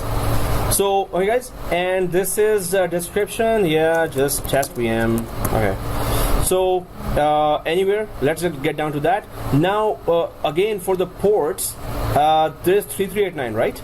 So, if we go up there, what other type of traffic are you willing to allow to connect to this? And this is inbound rules. This is not yet outbound rules, right? This is inbound. So, so in load balancing lab, we're gonna add 3389 as well as port 80 there, right? For load balancing lab, we're gonna install servers there on both, and then we're gonna load balance the servers, and it really works perfectly. Okay, so but this is all the type SMTP is for email port 25, right? So we get the idea that okay, all other ports are blocked, only this port is open, so we could basically connect there. But you have 3 levels of firewall: subnet level, ACLs, machine level, security groups, and then operating system firewall also is there. This could actually complicate more than actually giving you security, because if application is trying to communicate, then you just make sure that all those exceptions have been added there. Okay, so we're just, because it's a Windows machine, 3389 is available. If it was a Linux machine, SSH 22 port will be available there, right? So let's get down to review and launch. Yay, review and launch actually, because that's the launch time. So launch. So we are reviewing now, and yes, that's you can edit any of those options there, but these are the options we selected there. So let's click launch there. So what we've done install. Yeah, we've done all that. Yeah, everything. But guys, be careful here, be careful here, be careful here. Alert, alert, alert. So be very careful here. First of all, choose an existing key pair or create a new one. I think you're seeing create a new one, right? It's the first time for you, or are you seeing existing? I am looking at existing key pair. Yeah, so we do not, this is the first time we're creating a virtual machine, right? Yeah. On this, so go for create a new key pair. So key pair would be just a private key and public key related stuff there. You have to download the private key file, the .pem file, before you can continue. Store it in a secure and accessible location.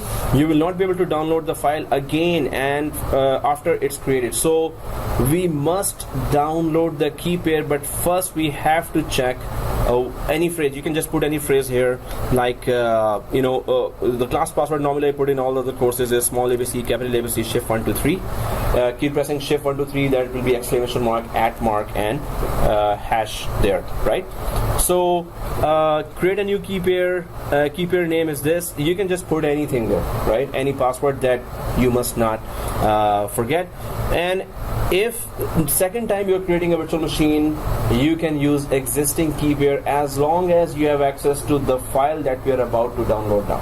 If we forgot where the file was, you have to just create a new key pair, right? So okay guys, here I've just put that key pair name here, and we should just download the key pair now here. So click the download button here. Without that, we cannot connect to this machine. Then we have to connect a new key pair. Okay, so I'll just download it anywhere here.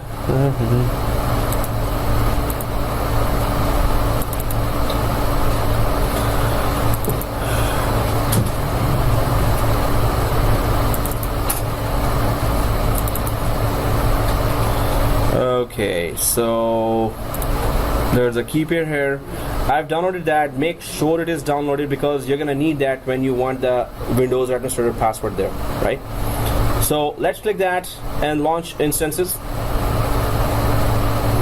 and click launch instances. If you have so make sure wherever you downloaded, you know where it downloaded.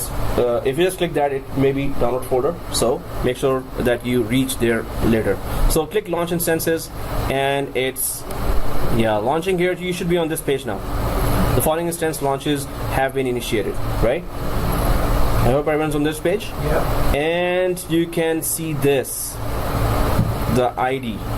So let's click that to go to that interface, to go to that dashboard where the virtual machine will be showing now. So if we click that, instances here, right now it is saying initializing and green running, and it is on US East 1A. Always keep an eye on that.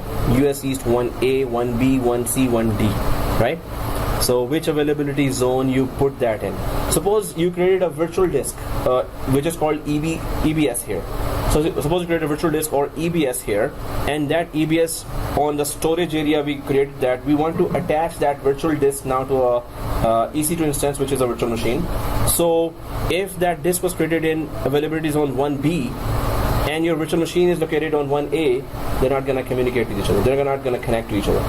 So that virtual disk has to be, or EBS has to be created on 1A as well. And same is for Active Directory. If your Active Directory domain was created in 1A, your virtual machine must be on 1A as well, right? So this is what we're going to keep an eye on. Oh, where did I create that, my resource here? 1A, okay. And where am I connected to? North Virginia or Ohio? These are the nearest to us, right? So while the virtual machine is created there, we need to make a connection to that. But if you want to take a break, we can take a break. If not, then we can continue, and we can go breakless. So, I have a question. Yeah. You just said if you create a domain in one availability zone, it will be on. It will offer two availability zones. First of all, yeah, you were saying. So you cannot assign a VM EC2 instance from another availability zone to that. Yeah. So I'm going to do that lab. So we're going to have to have multiple EC2s from different availability zones to the same domain. Are we not able to do that, or so you or can we have to replicate the domain? No, then so availability zone. First of all, Active Directory domain when you create there, SAS-based Active Directory domain. So it will offer you two availability zones already. So there are just 6 or 5 availability zones, right? So your machines might be on the other 4, any one of those. So if you intend already to have those machines joined to the domain, and that's AWS-based Active Directory, so we should plan ahead for that. So if our machines are already on one availability zone, can we change that to other availability zone, or on those 2 zones that the Active Directory we just created now? But if they're not going to communicate basically. If it is an IaaS-based Active Directory, does this restriction apply? Then which availability zone that IaaS is? It still remains the same. I could replicate the Active Directory manually, right? Then if it's a virtual machine based, yes, then you can replicate. So, Yes, sir. please correct me if I'm wrong. In VMware, we can create the hard disk in separate area, and it can be used by other resources in other locations, but here it is not. So availability zone would be that restriction, that it has to be, especially for. In this term, it is different than what we are doing. But we are saying SAS-based Active Directory. Active Directory is already in 2 availability zones put by AWS. So you want to communicate with that Active Directory to your virtual machines. Those virtual machines must be on any one of those availability zones. That is a restriction for SAS-based. IaaS-based, where you put a virtual machine or EC2 instance, you start it and then you put Active Directory inside. You can replicate that in another availability zone virtual machine as well. So virtual machine restriction does not implement on if you have virtual machine-based Active Directory. So it means that my resources are not shared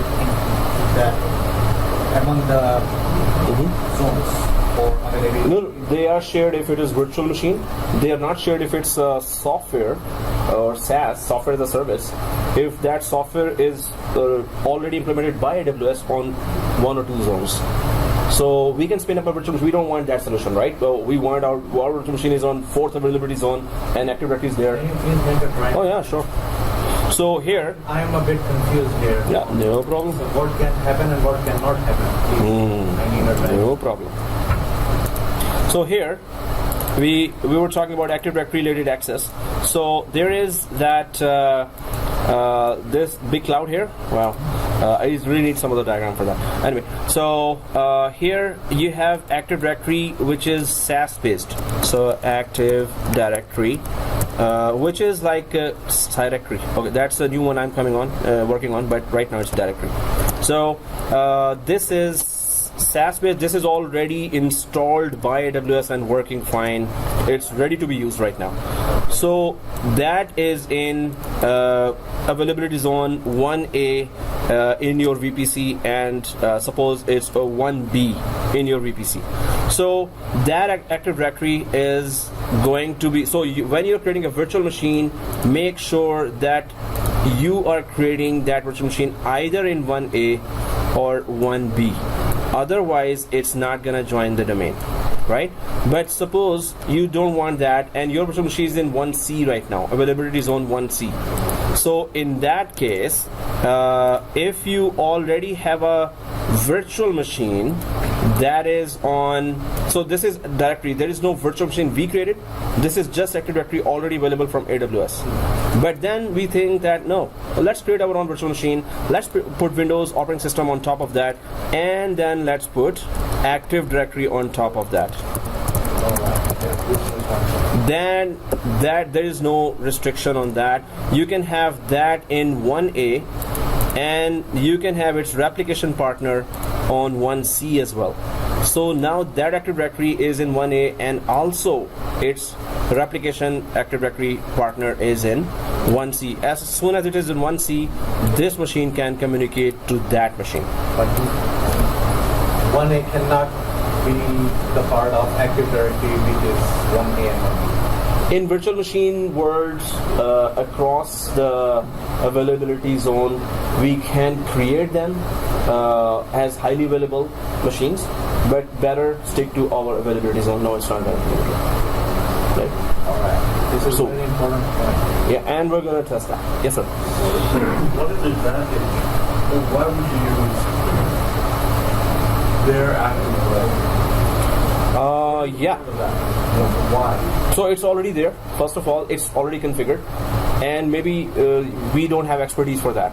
Active Directory experts are not there, or we just don't want to deploy a virtual machine. We already have virtual machines there. We don't have to maintain the virtual machine as well, right? No, but in my mind, when I'm thinking about SaaS using their infrastructure, I'm thinking that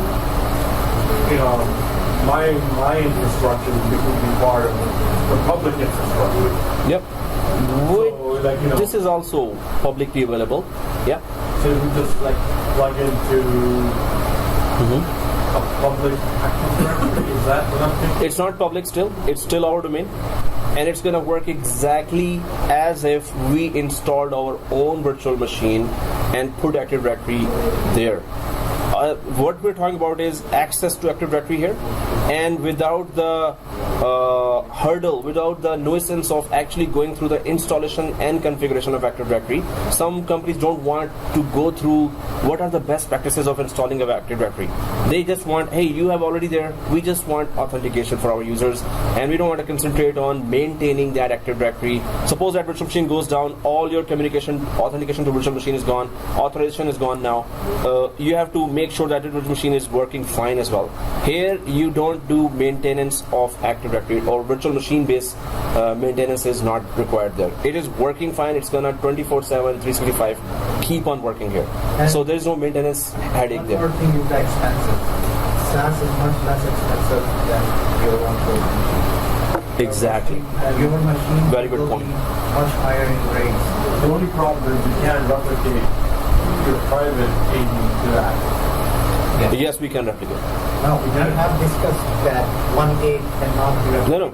Private AD, you mean the on-premises, right? Yes, on-prem. So on-prem, you can replicate easily. From here to here, on-prem to cloud, Active Directory, we can do it easily. Really? Okay. Suppose you have 10,000 users here. You don't want to create 10,000 users here again one by one. And suppose you put every user with department and all that detail was put there once. Go ahead and replicate that. We can replicate that. And if we have two SaaS and in different availability.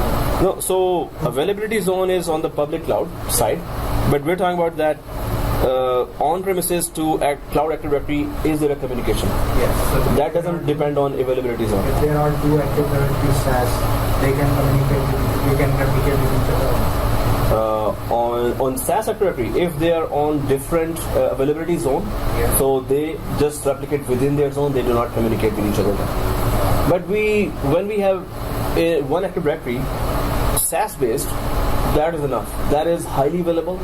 That is, but yes, if you say that our machine cannot be now Yeah. In terms of load moved from. balancing, and if I have thousands of customers coming in, No, this is scalable. This is one Active Directory that is scalable. Yeah, we would be worried about this one, IaaS-based Active Directory, that this need partners there. SaaS-based it can go up to 500,000 users.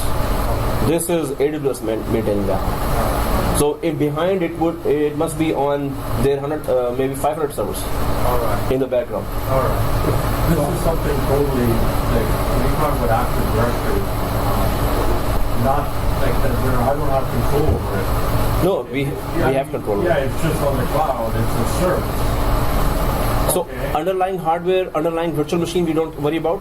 As far as the Active Directory itself is concerned, we can control. I can, like, I can use sites and services, I can use Well, the computers, connect to it, and Yes. manage it. Yeah, so users, computers, Yeah. maybe not sites and services, because wherever the hardware comes in, wherever the infrastructure comes in, so that's where we don't have to do anything. But as long as the machines are accessible, and this is not just for virtual machines, this is for all the applications. Suppose you have SQL Server. There is also SaaS-based. SQL Server is already working and running from AWS side.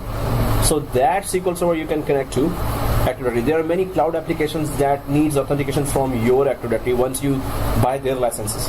So those applications should not be connecting to your on-premises. They should be connected to a cloud Active Directory. So then there will be central authentication for the company in the cloud as well. And you have synced already. So 10,000 users of your company on-premises have been synced to cloud Active Directory already. Those users can access those applications in the cloud as well.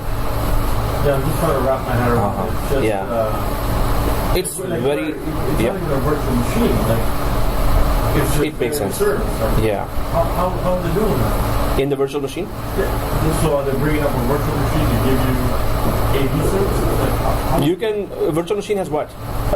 Suppose it's a Windows 2012, 2016 operating system, right? You can install on any of those servers an Active Directory, and then you can start. So I can just spin up 10 machines here. One is Active Directory machine where I install manually Active Directory. All others, same availability zone, they can simply join the domain. This is just like what we do They're here. providing that as a service. Who? AWS? AWS. Then it is us maintaining and providing that. No, I'm just curious. Uh-huh. It's my own Yeah, sure. understanding. Sure. How is AWS providing AD as a service? Area service, they must have, just like they provide any other service. They install that. Question is, Uh-huh. so they have probably built a multi-tenant Active Directory Yeah. solution. So I think the key It is available for all subscriptions, all tenants. Yeah, you're saying? for SQL Server is the same. No, SQL Server, I mean, I can see that because it's just you're using, whether it's a database, you're plugging into somebody. You know, Active Directory Is it workload? Active Directory sits on top of the SQL Server.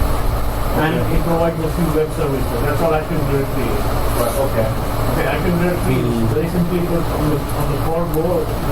It's a database, SQL Server database. It provides a few I thought it applications. was a SQL Server database. Okay. Yeah, it's a SQL Server database with a few application services. And but like from an administrative perspective, It's not a SQL Server database. I don't know. It has its own It has database. its own, like, It's not SQL. yeah. But anyway, They don't but say it has a SQL Server database. It has a database. Yes. they just wrapped it around and they Yeah. don't call it a SQL Server database. Well, that is a discussion we need to do. Then, because Active Directory file has nothing to do with SQL. Even entity.df.date, but that's separate. We can talk in break as well, right? So they're only providing pure directory services. They're not giving anything else around it. No. Like, so you don't have to worry about replication. You don't have to worry No, about this is scalable, highly available, and it is available in multiple availability zones as well. So its going down is not an option for them. it cannot go down. So if behind there, maybe 1,000 servers are supporting it. Behind there, maybe all regions are supporting that Active Directory. So it's very big, scalable. It's not like you're running AD on your own domain control. No. So this is, you just provide them. So we don't know what is underlying infrastructure they're supporting. It's just highly valuable for our subscription. Oh, thanks. I already have. Thank you. Oh, thanks. Thank you. Okay. Oh, okay. Small double. Thank you, sir. Well, I don't. Thank you, sir. Oh, it's a break.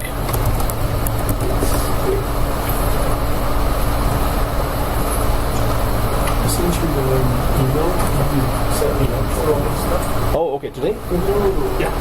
We'll do it. So. Sure. Thanks.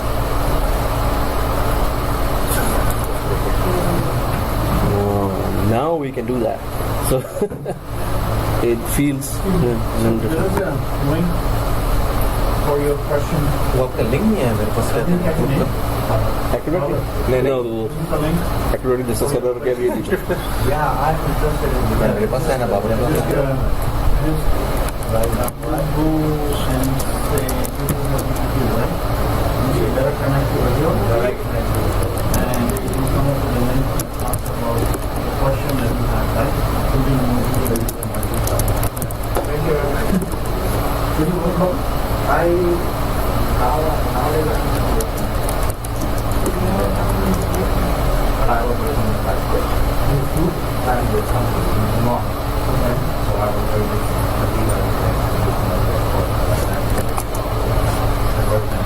Yes, sir.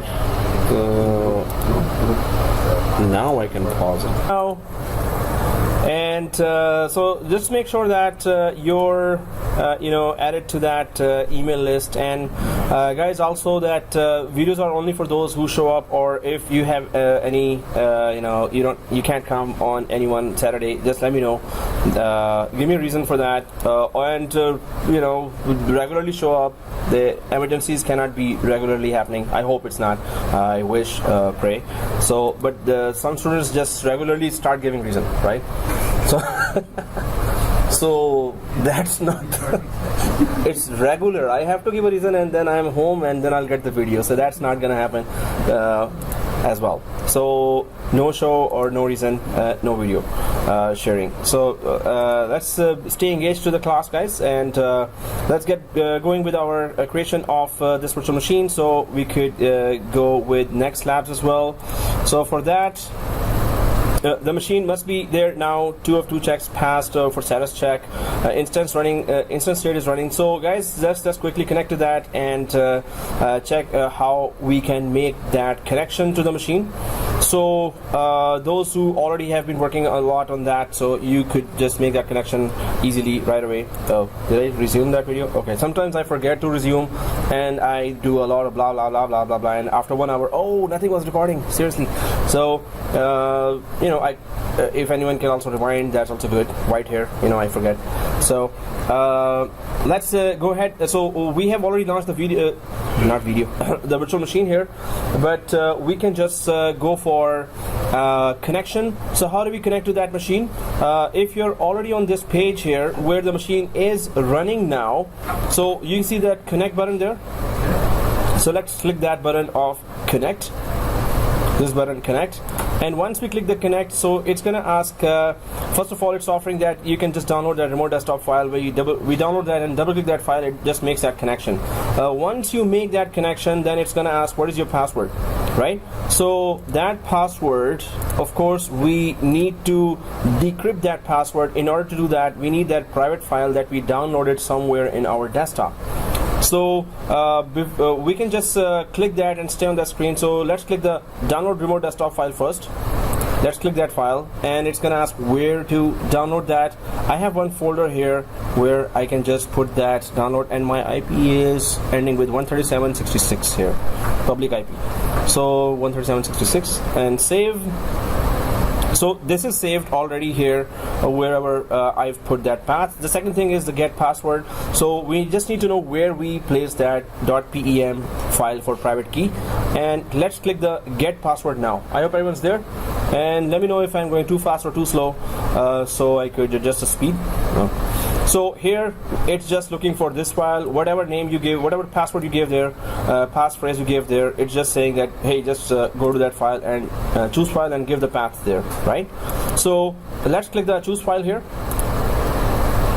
And yes, these are all the exams, and okay, where am I? So central docs, tech docs, and then we go way down to wherever I put that. Okay, yeah, AWS Azure, and then way down to oh,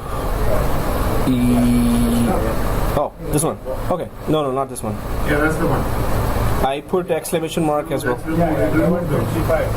Oh, so did we all do that and it removed that? Yes. Hey, how come I didn't, notice that before? Okay, so double click that and. See why we got the no, it was not because your passphrase. So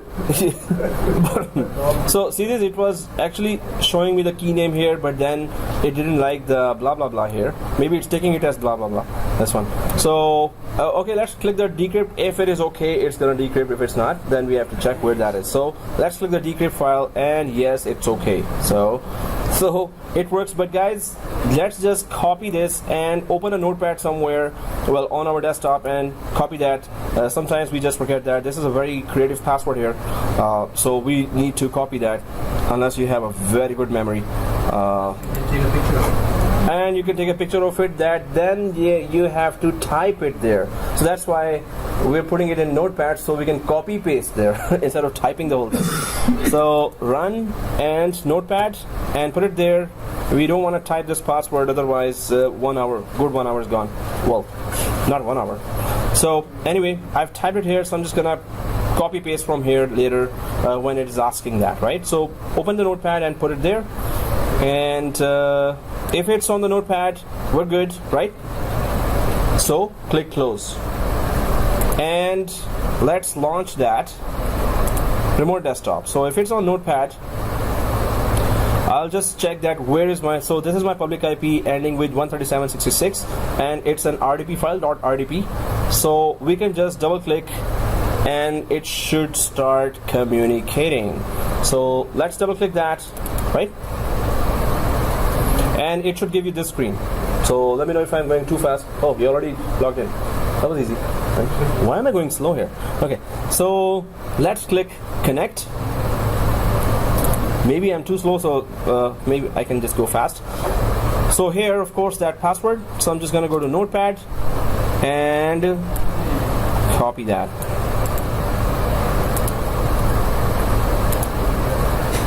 So I hope everyone was able to connect. So there's a password here, and press OK. So that was not that much of a task, but when we go for load balancing and other labs, then I'm just gonna say, okay, start the machine and connect to that. So this is how we're gonna do that. Now, how about connecting to a Linux machine?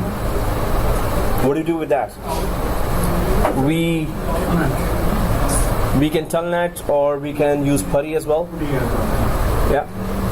We all use PuTTY at some time, one time or other, PuTTY, right? So that's for Linux machine. But how about that being a assignment where you get to figure that out? Or I will send you the screenshots, and we should be busy at home as well. Although we are busy at home, I know, kids and everything. So, but doing an assignment would be a lot better, because I'll be giving different scenarios. First, we do it together. Then, different scenarios of that, you can figure that out yourself. If you understand the basic concept, that's it. Then you can do different scenarios as well, right? So this machine is connected here. That's what we wanted to do here. There are many questions that comes from there. We're gonna be talking about virtual machines separately as well. Right now, I'm inside the virtual machine. It shows up there. I can just minimize this. Right? I've minimized it, and I'll go back to that management console there. In that management console, virtual machine related stuff is there available. So first of all, if you're back on management console, right, virtual machine started, we're okay around. So first thing is that there are, if it is selected, there are actions here, right? I hope everyone's there. Actions, and then there's connect, get Windows password, launch mode, like this, right? So you can actually, if this machine was properly made as an image, you put all your applications there, you can just launch clones of that if that machine was actually sysprepped as well, right? Sysprep would then give unique SIDs to all the clones, SIDs to all the clones, right? So instance state, that's where the stop, reboot, and terminate comes. So terminate, it will delete as well. If it is started machine and you click terminate, it will shut it down and gone, delete, right? Instance settings, then there is attached to auto scaling group. Again, if you want lots of copies of that, attach, replace, IAM role. So what are the IAM roles? We're going to start doing that. And everyone brought their cell phones? What kind of question is that? Okay, so we're going to do multi-factor authentication. So we will be downloading Google Authenticator, right? For that from the App Store. If it's and what is called in Android App Store is there in iOS, Play Store. Okay. So we're going to do that. So then we're going to talk about the roles as well. Change, termination, protection. So we did not click that, or maybe we did, that protected from termination, right? And then view, change user data, just information about tags and everything. Change shutdown behavior. Again, stop, terminate, deletes it as well. You can just change that behavior as well. Change T to unlimited. So this means that if your processor and you need a lot of hardware related spikes are there, application is really using a lot of processor at certain times, you can change to unlimited, which will start charging you. Get system logs, and then so of course all the system logs are there, and get instance screenshot. Very good option, a very important option, of course. Any machine that you put up there, you can put a screenshot, but we're gonna see that. So this is saying screenshot. Does it mean snapshot by screenshot? So screenshot is a shot of a screen, right? So what does that mean? So it can't. So once we click that, this takes below is a screenshot of your Windows machine here. So if we go down here, that's where the screen machine is right now. So you can, suppose there was an error. At once you want to take a screenshot. Oh, this error, man. I need to troubleshoot that. So that, suppose you click close on that and that error doesn't come back again. So take a screenshot right away of that error, right? Whichever is showing on the screen. Right now it's just, on the screen, unlocked screen. So it is important, and I'll just go back. So it's not snapshot, which is just a point in time backup, we can say. This is screenshot, which is just a screenshot. Okay, and then image, create an image of that. Of course, and you can just create, make it as an image. Once you want to create it as a golden image machine with all the applications, everything is working fine, and sysprepped it and shut down, then create an image of that. Networking, change security groups, which means suppose it's 3389 port was only open there. Now you want port 80 to be open, others port have to be open. You can come here anytime and keep on adding more ports for that type of traffic there. Suppose you install Active Directory inside. What ports are you opening there? For Active Directory, 389. It's not 389. There is a directory services port 389, and again for common ports for all other applications that you can go for. A DNS, of course, when you install Active Directory, DNS will be installed, so port 53 will have to be added there. Active Directory DNS, right? So you have to know that which ports you have to open, otherwise it's not going to communicate with your other virtual machines that really need these services from this virtual machine if that was having Active Directory there. So attach network interface, you can attach multiple network interfaces, and we can do that for, why would we need two network cards there? First of all, Redundancy. NIC teaming, right? NIC teaming is available in Windows as a feature. Multi-homing as well. So suppose you have two subnets there, you can just connect. It can become actually a router for you as well. So basic one. So here, attach network interface as many as you want. And change source destination check. Again, what you want to. So if I click there, are you sure you would like to disable source destination check for the instance with the following details? Instance, network interface. So whatever. No, we just want to have that communication with the machine, that where is the data coming from, where it is going. Manage IP addresses. Public IP, so that's where you can see down here as well that we have for this machine public DNS IPv4. This is the DNS name, machine name, IPv4 public IP. This is what. So of course it will be different for you. Is it different for everyone? Yeah. It's different, right?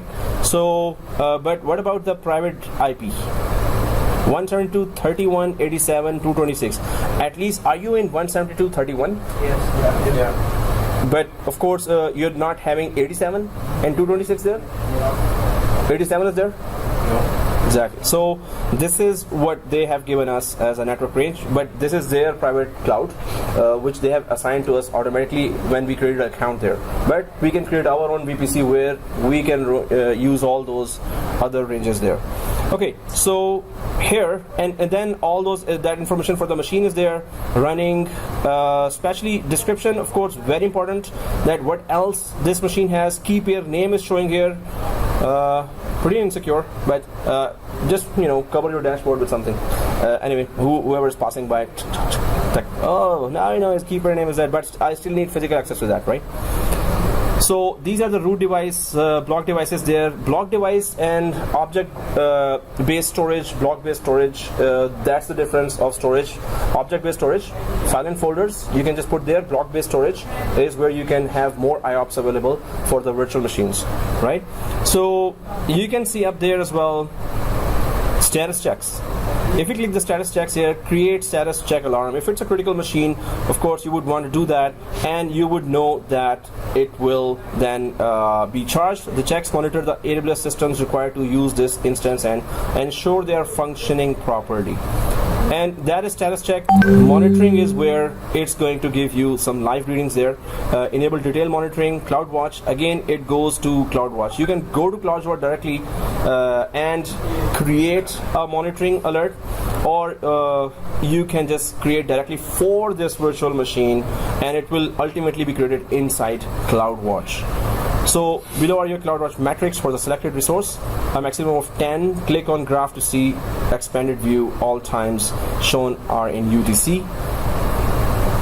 So these are all the graphs that we would really want to know if the end users saying, hey, this machine is slow, what's going on? So you would know right away what's exactly going on. Is it disk related, CPU related, or memory related, or network related, right? Network graphs are there, disk write operations are there. We're not doing anything right now, so all 4 types of statuses are there. Network, memory, CPU, and storage, yeah. So, okay, no alarms configured, but as soon as you configure, you will be charged. And then of course you need, in order to organize and search this machine, its tags here. So we get the idea that this is the Windows machine and all those options are there. We try to explore that. The machine is running. We don't need that machine to be running right now, so I'm just going to go to actions here, instant state, and I can simply I would like to see that now we would like to, if we would like to add more hard disk or space, or the first tab, will be in the description? No, on the top. Oh, okay. Actions? Yeah. No, for more hard disks and hard disk. Yeah. So we go to EBS. Just like we do in VMs. Yeah. So for storage, we're going to be actually adding 2 or 3 virtual disks to a virtual machine. But it will be a storage topic because we need to know the cost of the storage. We need to know the background of the storage. Then we're going to be attaching it to virtual machines. But we can easily attach network cards, vCPUs, memory, and storage easily. We can do that, and definitely we're going to touch out each one of those. But when you talk about vCPU and RAM, it's going to be, we can plan ahead. Suppose a SQL server, we could go for that machine that has much more processing and memory already available. And it has the same behavior like VM that we need to shut down. Exactly. So there could be that hot attach feature there. hot plugging feature. So, but that is in VMware. It's like you have to upgrade that version and then you go for that. But here we have to check that it's hot pluggable or not for vCPU and RAM, especially. VMware is it vCPU hot pluggable? I haven't seen that. No. 6.5.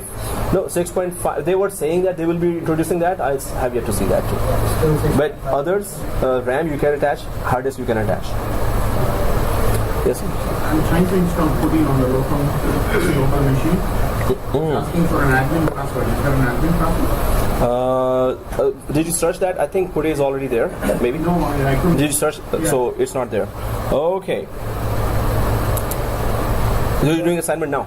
Okay, that's good. So you are downloading it from internet? Yeah, PuTTY is very easily downloadable. Okay, pretend you're not working. Okay. I already came with the Linux page. So, guys, I'm going to be sending that steps for, you just do that. You can Google that, how to create the Linux machine there. And it's so easy. The labs are so much available. But, give it a little try at home as well. Try to figure out a lot of things there. Troubleshoot your way to do that. Yeah. Drag and drop it from your local machine to this machine? Can we drag and drop? We copy from local machine to the drag and drop what? So in storage we can do that. Yeah, storage, but virtual machine. If I have anything on my local machine, just like in VMware, we just drag and drop by after installing the VM tools. Yeah. Can we do it here? Inside the virtual machine, I don't think so. You have to first open that port for the file sharing, or then we can make it available with drag and drop. I don't think so. So here, anyone did the drag and drop already in EC2 instances from your desktop? I tried it.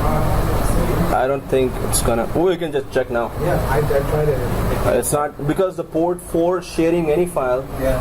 Connecting to different. I'm just thinking about if I'm connected as an instance to that machine or not. So VMware Tools is like it's within the specific environment. Yeah. This is public, so it could be background environment, could be any desktop. If I am remote on the environment, if my host is, and I am just dragging and dropping it through internet, I don't require any permission. But it's not. Installing the VM tools on the machine itself.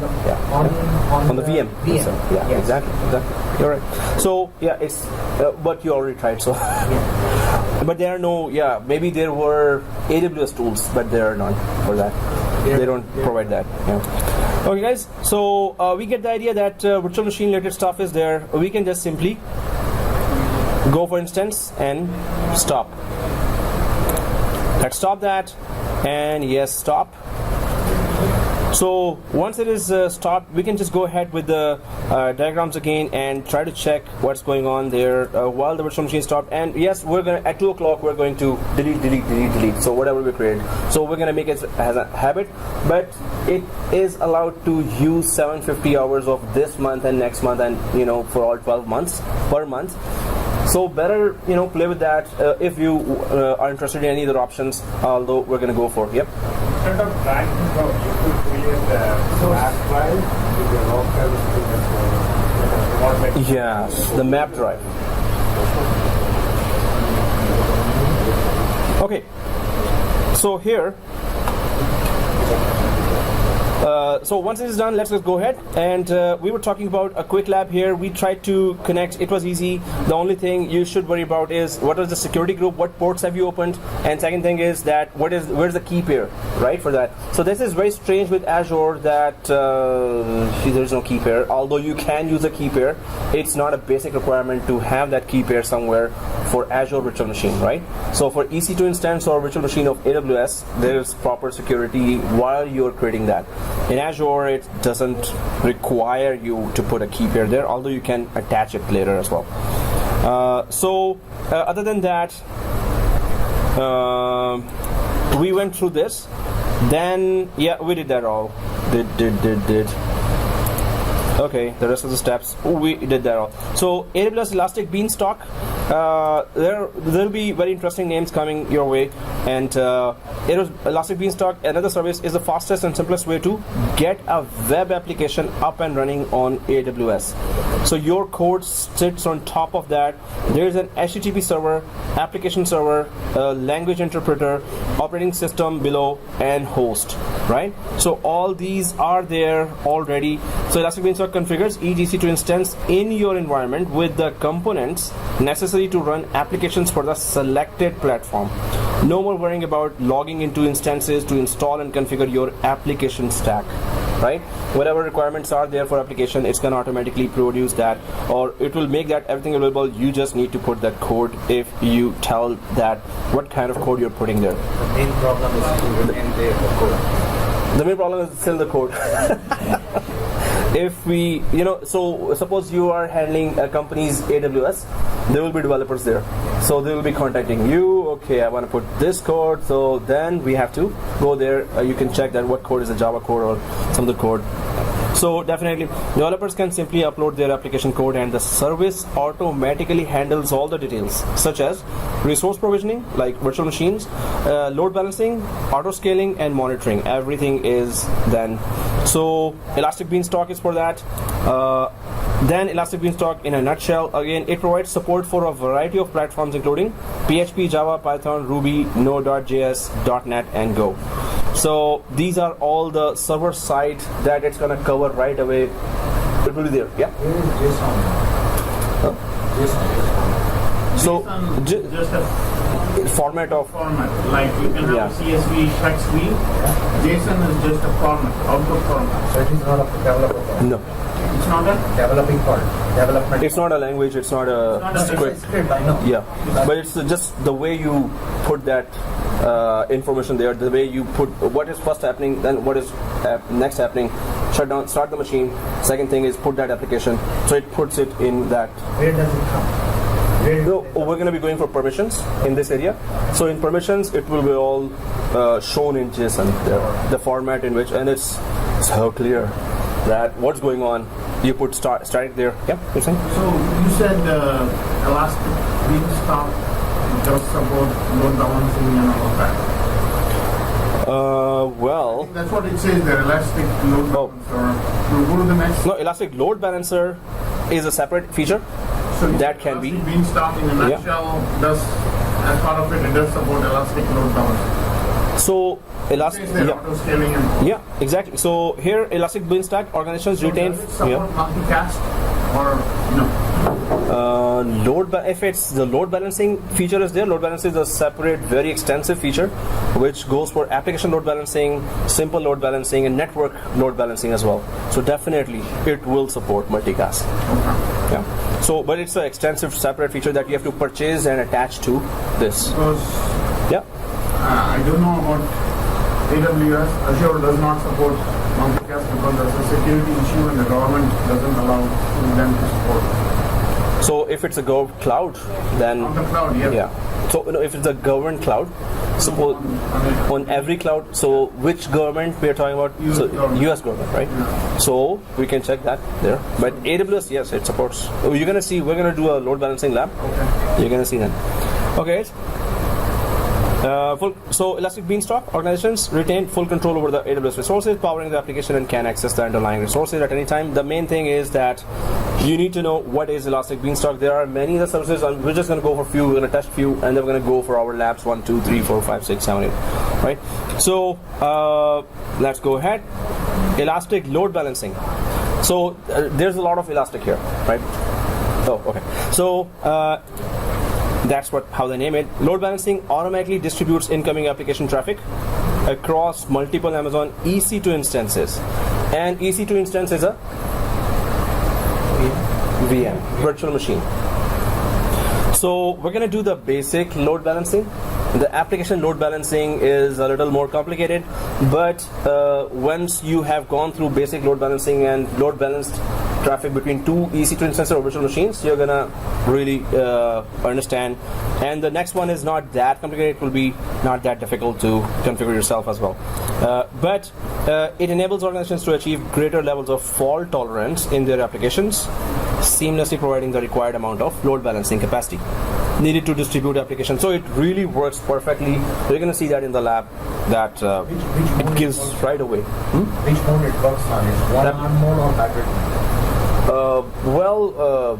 Hybrid mode. So definitely traffic coming from anywhere will be load balanced as long as the destination is the virtual machine itself. So of course traffic is coming from hybrid, from that environment. It has to be just told that where is the DNS connection that it's going to hit to reach that web server. So no option again here, this part missing, the one-on mode is missing. Well, I If think I'm going to hybrid, then I have to pay more. if that's a requirement, suppose your thousands of users are there as employees there. Even if it's not hybrid, customers could be anywhere on the globe, right? And they're connecting to that. So hybrid or non, there is no such thing as like customers will connect from outside, right? So either hybrid or outside the company, they will simply be able to have that link to connect to that web server, right? So here, Elastic Load Balancing again automatically distributes incoming application traffic across multiple targets, such as EC2 instances, containers, and IP addresses. So you're gonna see that. So in one course I was showing there were two types of load balancing. In the next course, of course, I didn't check that news, and I was saying there are two types of load balances. And then I went to there was third type of load balancing available there. So again, I was like, oh, okay. So there's a third type of load balancing, guys. So that was like in 2 months. So I should have just seen the news there. That was also an easy option, network load balancing, so not much there. That was complicated. So it can handle the varying load of your application traffic in a single availability zone or across multiple availability zones. That's where it's useful. It should be supporting across multiple availability zones, right? And yes, if you click that option, so they all have their own dashboards, Elastic Load Balancing. If I click that load balancing now, maybe they've introduced the fourth type, so I should, before we go in depth with the topic, we should know right away, and I should not be doing this, finger crossed, let's go there. So So AWS does support. yeah. AWS does support. Yeah. So, thanks for that confirmation as well. So, application load balancer, network load balancer, and classic load balancer. So, before I was saying application and classic, and I had that screenshot to support that. So, so students were saying, hey, you don't know. I then showed a screenshot that was few months old only. And they had, oh, okay, there's network load balancing here. Anyway, we're going to go through that. We're going to check this because the lab for this will be really clear. After that, you will be very clear that how others will work. And the assignment would be that you should go up one level from classic to application. Previous course, 3 students who were interested in doing the lab actually, they did that and that was very easy. So whenever you're doing your labs yourself, always take screenshot of that, or I gave you a video recording software, Cam Studio. So you can record your own lab yourself, right? These will be very important notes for you. So there's an application that is doing SFTP or something like that. So would you recommend network load balancing? Well, depends on how much it is. It is nearly covering all the latest load balancing feature, but it may not be as comparable to F5 load balancer out in the market that really are expensive ones, and they really cover a lot. So what? Netscaler is also. And it actually we do SFTP with Netscaler. Okay, and Netscaler is from Citrix. Exactly. So it's a third party, still not AWS, but Citrix is just supporting those outside third party load balancers. You put an image of Citrix in AWS? No, I do it internal now. Oh, internal? No, I'm not asking about internal. On the cloud. No, it supports it. I just haven't done it. The EC2 has to be just linked to that Netscaler, right? But Netscaler is on-prem in this model? No, it's available on AWS. Oh, It's a VM. Okay. It's just Okay, got it. It's a marketplace. You can just get that. What you were saying, Citrix. Oh, I can just no, not here. There's a farmland here. Just kidding. Yeah. So, here, see this EC2 dashboard. Yeah. And their AMIs, right? Okay. And there was a marketplace. So if we were creating a new instance here, see this. So this is AWS Marketplace. Oh, okay. So then, since we are talking about that, so then it starts, there's a lot of that, and it says that F5 is there as well. So all those separate ones. So this is nearly every software is there. Nearly every application and software, but it is application based. So does that mean that the actual vendors have created an AMI and put it there? Yes. So you pay the license and start using that. Yeah. So traffic has to hit them first, then go to whatever machines were behind that it is load balancing. So it's a virtual machine in front of us, yeah? This is the place where we can request Amazon to add my vendor also if I have my own marketplace. Yeah. And that's how much of in-depth scrutiny or security they're going to go through, or how much they're going to do they take long time to approve or less time. So it all depends on. Just like I'm just thinking about if I have any IoT equipment with an operating system, any operating system. It's a new thing, yeah. Yeah. So you can add the module there. Well, we'll contact the support and try to upload it there, but definitely. I don't see Cisco or Nexus devices here. Oh, well, it should be there if it's a virtual router is there, right? So all we need to do is just search that, right? Cisco, maybe, it comes up with something. Oh, yeah, CSR. That what last week the Salil was saying there. ASA is also there. ASA, virtual appliance, and CSR, both are there. But I think there are more. There are long list. Yeah, content security, web security appliances. Yes. As long as you put a virtual machine inside. Yeah. So, yeah. Okay, guys. So marketplace, you just use that. Any third party, just get the license, and there you go. And always check those stars there. Maybe, but don't depend on that. And it's just $2,000 per year, or 0.622 per hour. 0.62 cents per hour. Anyway, okay, so we get the idea that this is where the marketplace is.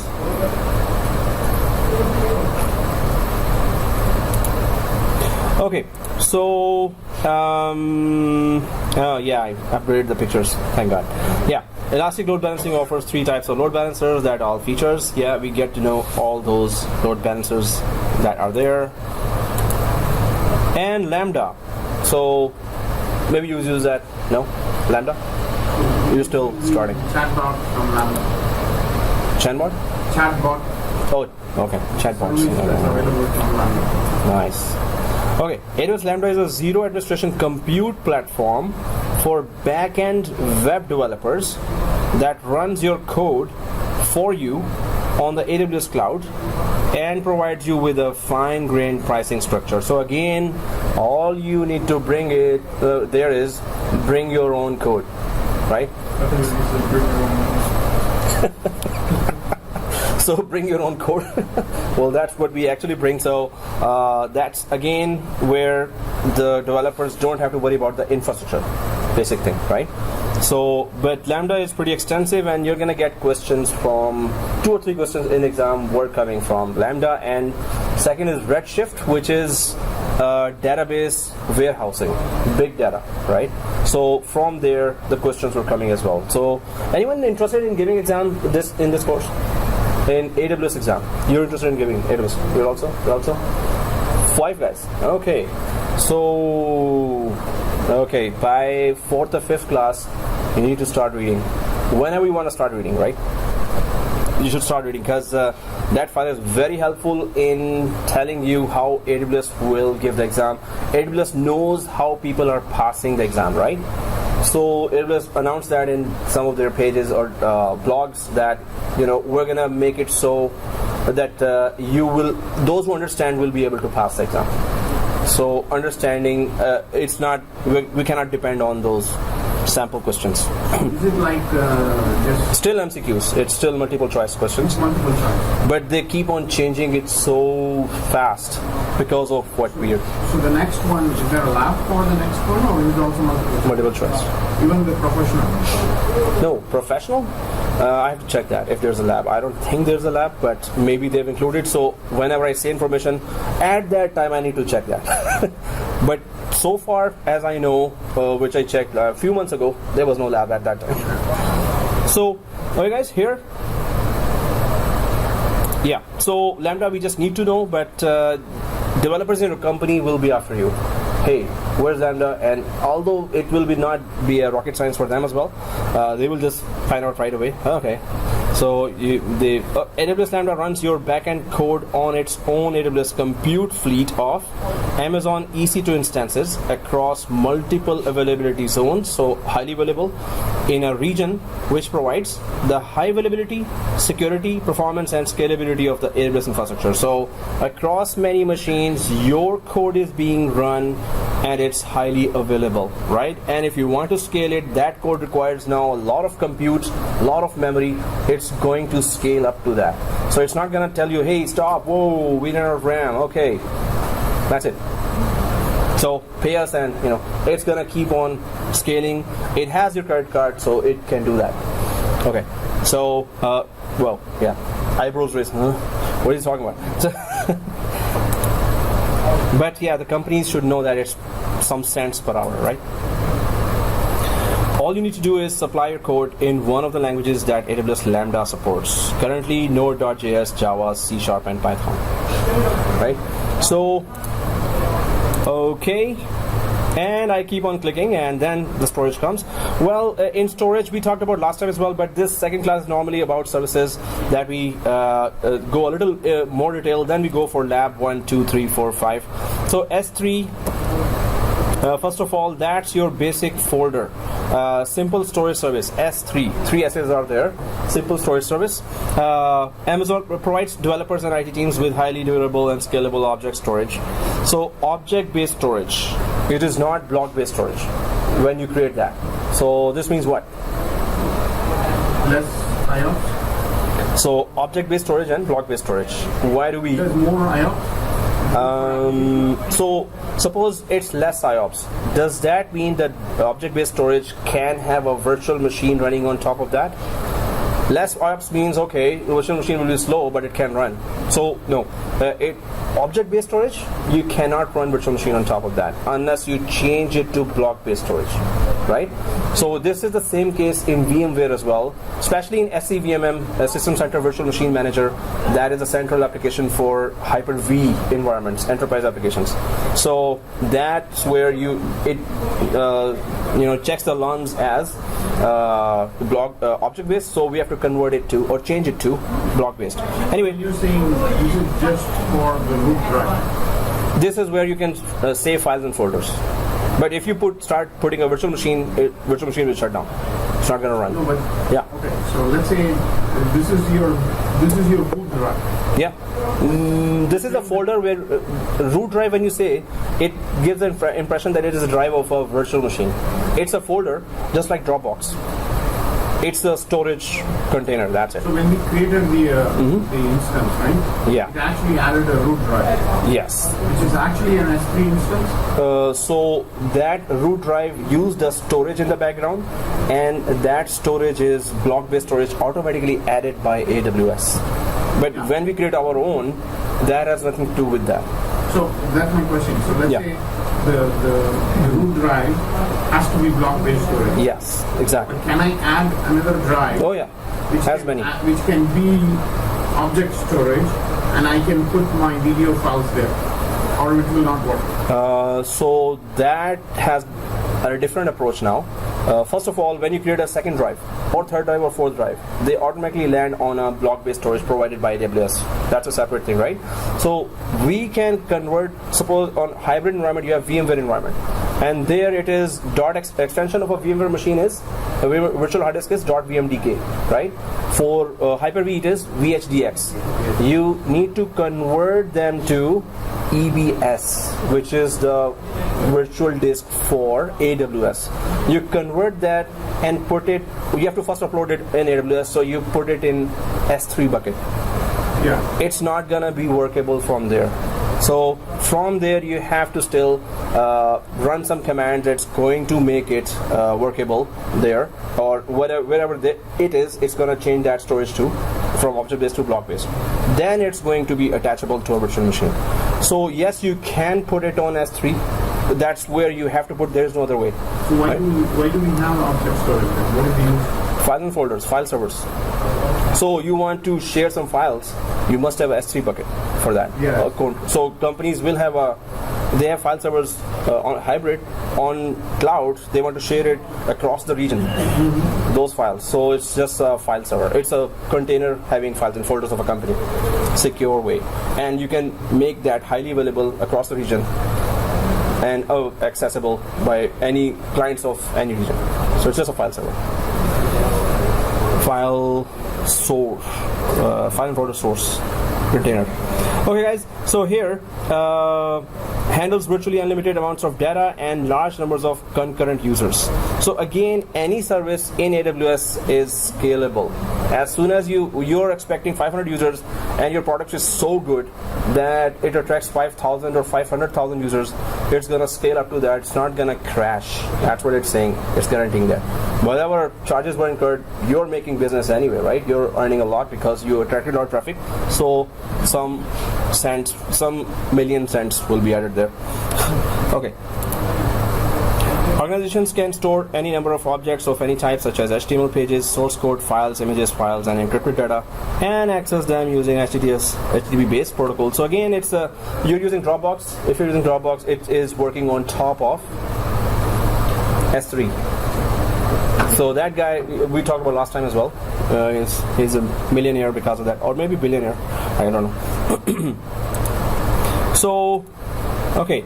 Amazon S3 provides cost-effective object storage for a wide variety of use cases, including backup and recovery, nearline archive, big data analytics, disaster recovery, cloud applications, and content distribution. So you're gonna see so many features in S3 that it's really dynamic. I mean, so many features are there. We're gonna go through majority of the features there, and you would really want your company to have those features if you want to manage files, right? So, largest cloud storage and sync service in the world, more than 300 million users, more than billion files updated every day, largest repository of Office documents, more than 35 billion. So that's big, and some smart guy came up with that user-friendly interface in the background, figured out how the accounting goes, how much I will charge with the users, and there you go, there's Dropbox, right?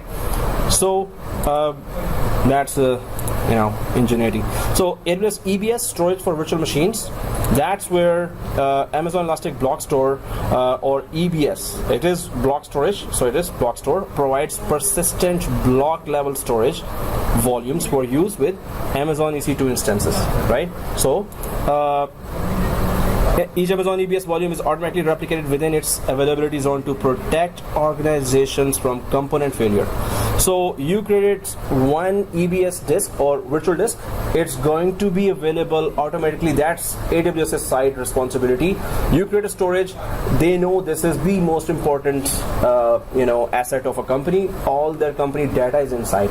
So they're gonna make it highly available on another availability zone as well. So that's their responsibility. At least your hard disk, because of their downtime of their servers, your hard disk will never be lost. That's what they're guaranteeing. But inside data, did you protect that? So zone 2 replicated with within its availability zone. So it says within its availability zone. So availability zone would have 3 to 7 data centers, each data center having 300,000 servers. So within availability zone would be, if this is availability zone, so one data center in Mississauga has your drive created there, so its replica would be in another data center in Toronto, right? That would be the example of that. To protect organizations from component failure, offering high availability and durability. Anyone knows the difference between high availability and durability? High availability, we know that data center level disconnection, okay, you still have your disk available on that data center. Durability? Durability, if you put stress on the retention of data. Well, kind of, but very near. Durable is what? Sorry? If you put a lot of stress, let's say a lot of let's say user fitting the system. Yeah. It should still be able to respond within the same SLAs. Oh, okay. Or within reasonable SLAs. So it's like accessible in the term of actually it's that's not what you're just saying. accessible, but it should respond within. Okay, opening fast and Yeah. instead of taking. So durability would define as. Zero corruption. Yeah, that's durability. Zero corruption. And corruption, if you have corrupt data there, right? So sometimes hard disk data gets corrupted, you recover that. Half of the data is still unreadable. So in some instances, if you have recovered that, you can see that. But they say it's 99.119's durability. Your data will never be corrupted as far as corruption goes, because in the background it's hardware, right? Hardware can go down, right? So in that case, no way that your data will be corrupt, and they cannot say that. They will never say that, sorry, your data is corrupted. So they're saying that this is we're guaranteeing. That's the main part of the main asset of a company, right? Data. If that is not secure, hey, that's it. We're going back to our data center. Anyway, by delivering consistent and low latency performance, Amazon EBS provides the disk storage needed to run a wide variety of workloads. So again, it's low latency. You can the speed, the bandwidth, everything is okay. It's accessible, fast, and also provides the disk storage needed. So anyway, this should be scalable. As much storage you need, this should be accessible, fast, right? It should be highly available. So all that we expect from a storage from a state-of-the-art data center, it should be provided by AWS and Azure and Google Cloud. Otherwise, companies would not be interested in that, right? If any one of those. Question. Yeah. So if we have to attach storage to an EC2 instance, it has to be EBS. It has to be EBS. .vmdk will not attach. .vhdx will not attach. Yeah. So the object storage, where would somebody use an object storage? So you want to upload file? You're in North Just America? a pure service. It's a pure file service. That's it. Share a file and that's it. So, but it's that's what we're going to discover. It's not just that. It can be a static web page as well. It can hold a static web page, and versioning and high availability features. We're going to check all the features there, and data lifecycle. So that storage is costing you a little more, but you're not using that file. So you can change it to that storage which is cheaper, IA, that is called infrequent access. You're still not using that for now a couple of months now. So you can put it on Glacier, which is cheapest, and it's there for how long you want. It's very cheap. Well, that option I didn't see there, thick and thin provision, but when we create that, we can check. Maybe they have added, but I didn't see that option there. But when you go for SSD, it's just giving out there for performance, and fixed size is better for performance, thin is for preserving space. I didn't see that in EBS level. Okay, so here, AWS Glacier, that's where you can long-term backup is there. Glacier is a secure, durable, and extremely low-cost storage service for data archiving and long-term backup.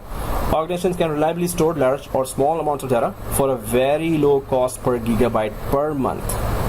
So that's like 0.00 cents something that is per hour. So archives retrieve 3 to 5 hours. The catch here is that you save it, and maybe you're not accessing that for next 5-6 years, but you're saving it because you may need that data, right? Whenever you need that, that's where they're okay, welcome back, right? So now we're going to charge you. You want to retrieve something, now the charges are different. So it will be just retrieval fees that will be a little higher than the keeping that data there for a long time. Keeping that data a long time is very low price, right? Retrieval fees, and it cannot be retrieved. It is just like an SLA in a bank or a government that you want the data within 4 hours, right? 4-5 hours. If it is urgent, it's 4 hours SLA normally in banks. Otherwise, it's 7 business days, 6 business days if it's not urgent, right? It was that in Scotiabank. So I hope other companies may have a little like that structure. So it is 3 to 5 hours of retrieval. You can get it before that. You cannot. You can get it, but you pay for that. Oh, you want it right away? Okay, extra charges, take it right away. If it's regular, 3 to 5 hours of retrieval time. So you should know that, then fix the SLA according to that in your company, right? So, okay, we get that, and we're going to create a vault. We're going to do the whole lab there, and then we can connect to Glacier from third-party tools like Cloudberry. Cloudberry is a third-party tool for accessing storage. Cloudberry. It's installed here, but if not, then we're going to do that too. To keep costs low for customers, Amazon Glacier is optimized for infrequently accessed data where a retrieval time of several hours is suitable. And it integrates closely with Amazon Glacier to allow. So what it is saying is that there are 3 stages of data lifecycle. One is S3, retrieval, it retrieves fast, but to save a data on S3 bucket, which is just a container, a folder, that's it. So it will be, cost will be high to keep the data there. But you don't want to keep that, so change it to a storage which is IA, infrequently accessed. If you still don't access that for a few months, then change it to, put it on Glacier. That will be, you want the data, but you're not accessing anymore, so why pay for that lot? So Glacier will be really down to few cents per hour. Okay. So backup in AWS, of course, you still have Commvault is anyone using Commvault, right? So then you can any of the third-party services are connected to AWS storage in the background. They can just upload it to AWS if that's what you want, right? Just 1 year to get ready for GDPR. Are you kidding me? GDPR is now in place recently. That is just the data protection new, so it is there. So this means this picture is 1 year old, right? Oh, anyway.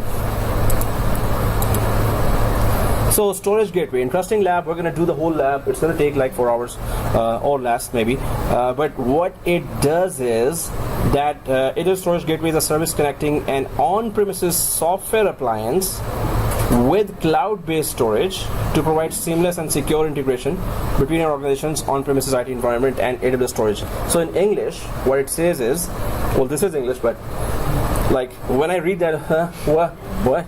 So anyway, I'll just quickly create that diagram here.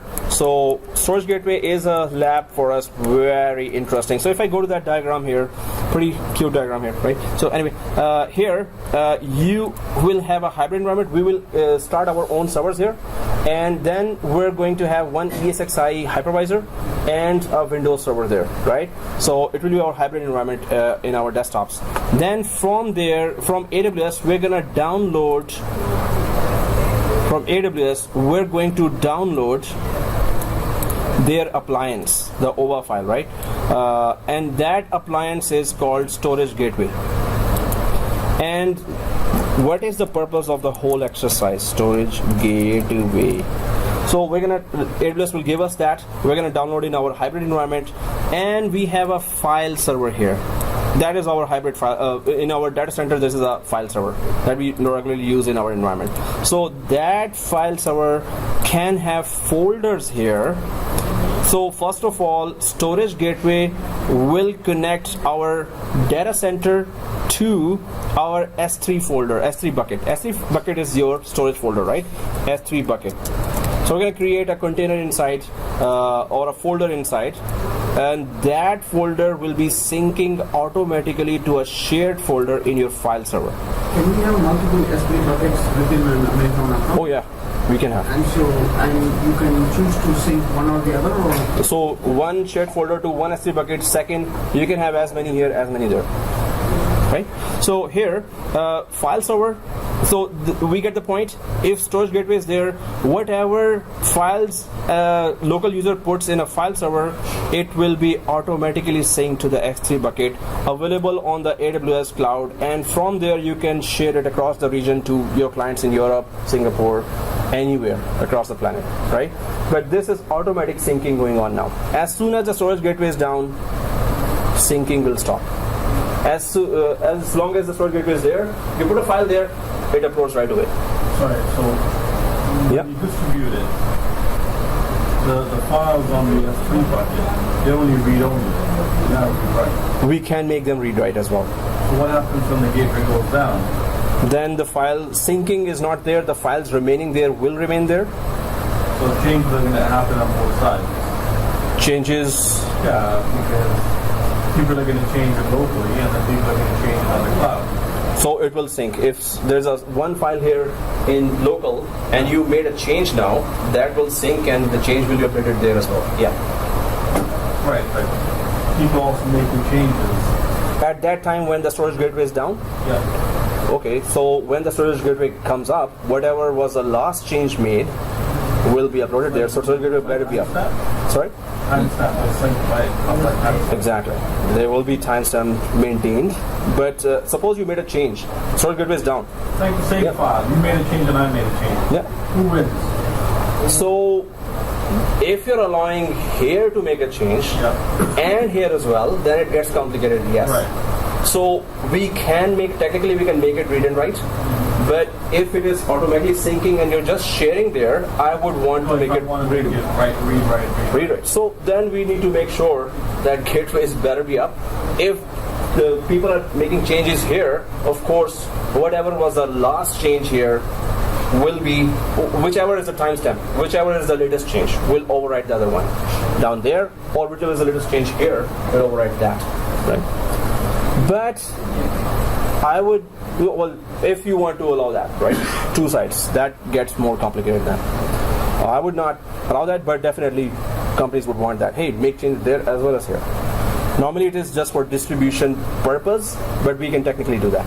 It's like another DFS, right? Yes, distributed file system. Yes, you can make both folders read and write, definitely. So whichever is, then it's always the latest one, timestamp based.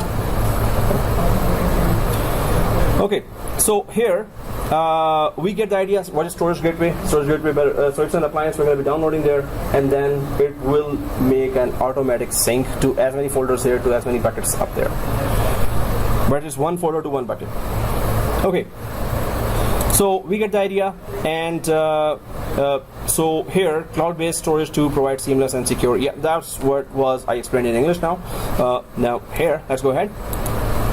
Sometimes the definition is like, what? What do you mean exactly? So the service supports industry standard storage protocols that work with existing applications. So it's SMB, you know. Okay, it provides low latency performance by maintaining a cache of frequently accessed data on premises. It's gonna save your data where I was showing here, storage gateway down below. It's gonna cache that data first here, and then it can upload it there as well. Suppose you have some disconnectivity or your link is slow there, so it can cache that data where it was showing there in gateway on premises, while securely storing all of your data encrypted in Amazon S3 or Amazon Glacier. So you get the idea. Yes, data is secure. Data can be cached as well. Phase-wise, you can shift that as well.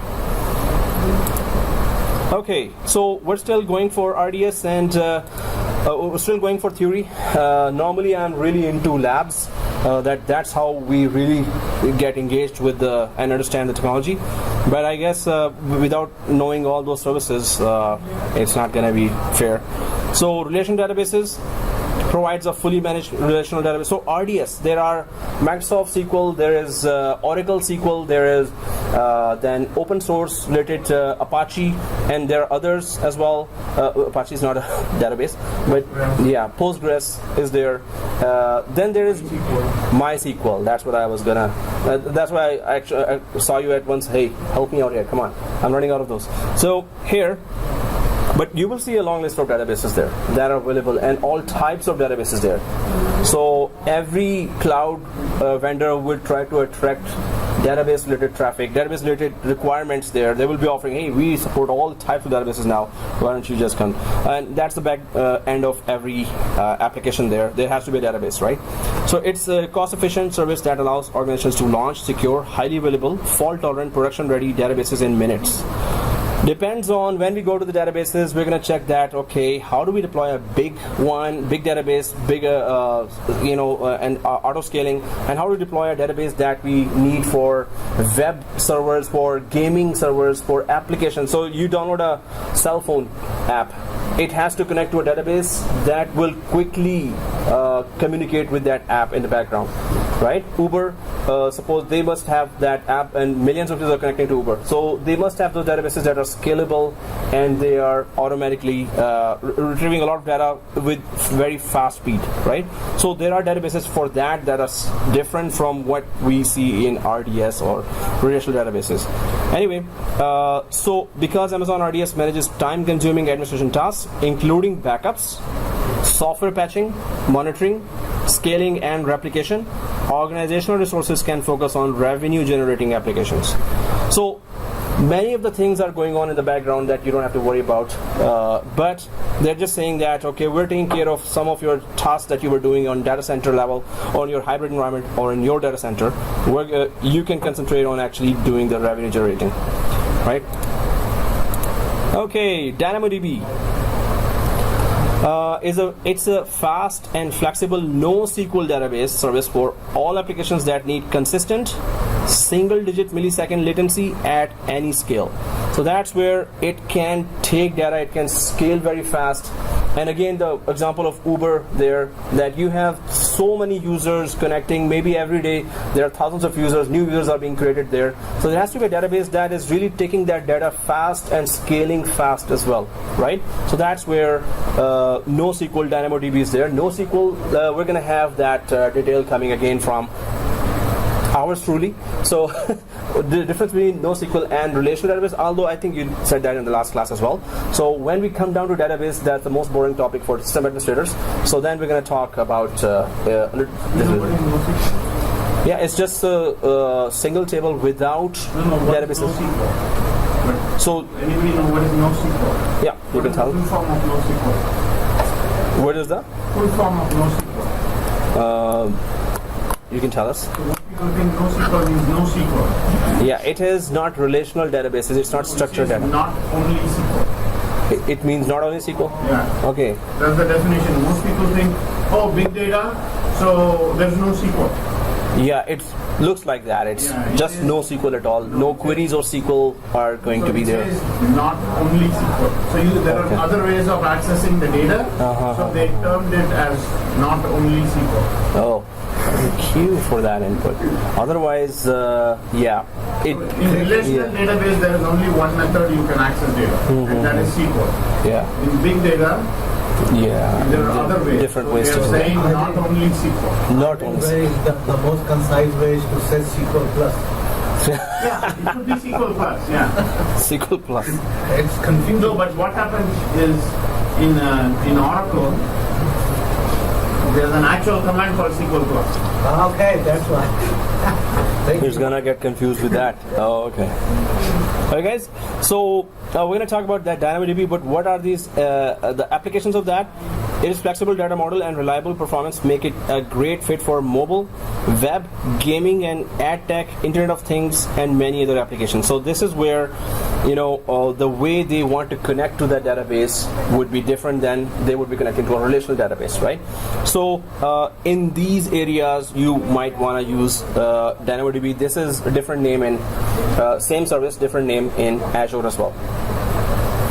Okay, so Redshift. Some questions came from there in the exam.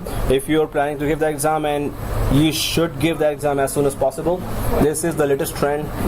You want to secure your career, better go for these certifications. Really, they would be handy for you. So Amazon Redshift is a fast, fully managed petabyte scale data warehouse. So after terabyte, is it exabyte or petabyte? Sorry? After terabyte, 1 terabyte, 2 terabyte, right? Exabyte. Is it exabyte and then petabyte?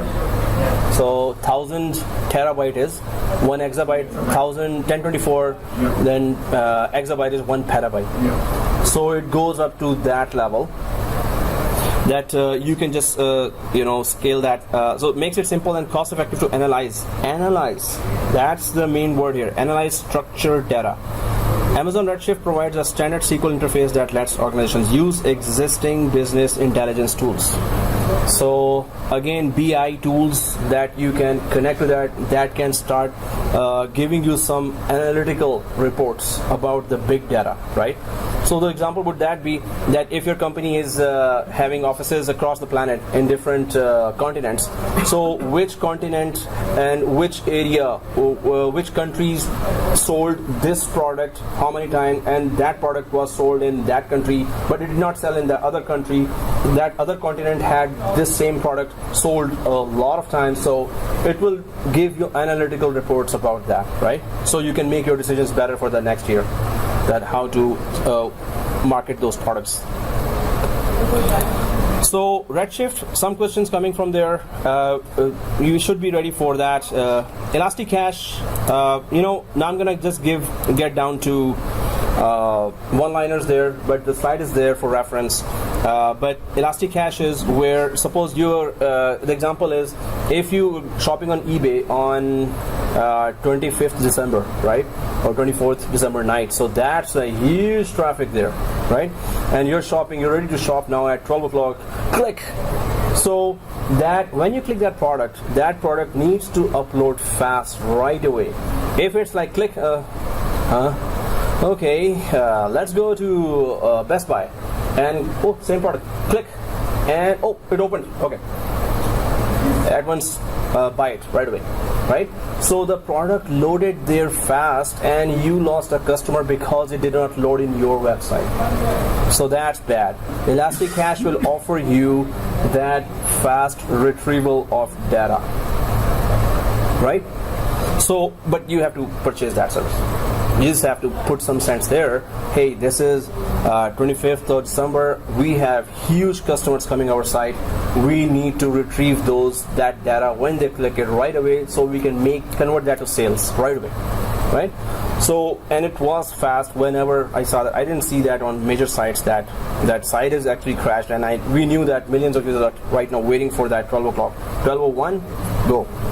So for everyone, product loaded fast, right? So in the background, there must be some service that is really for very large crowd, very large clicks there, connections there. It's still making the data fast available. So in the industry, this is generally called. It's called an in-memory database. In memory, exactly. So it loads that on the memory that retrieves fast. And yes, exactly. So in-memory caches, this one.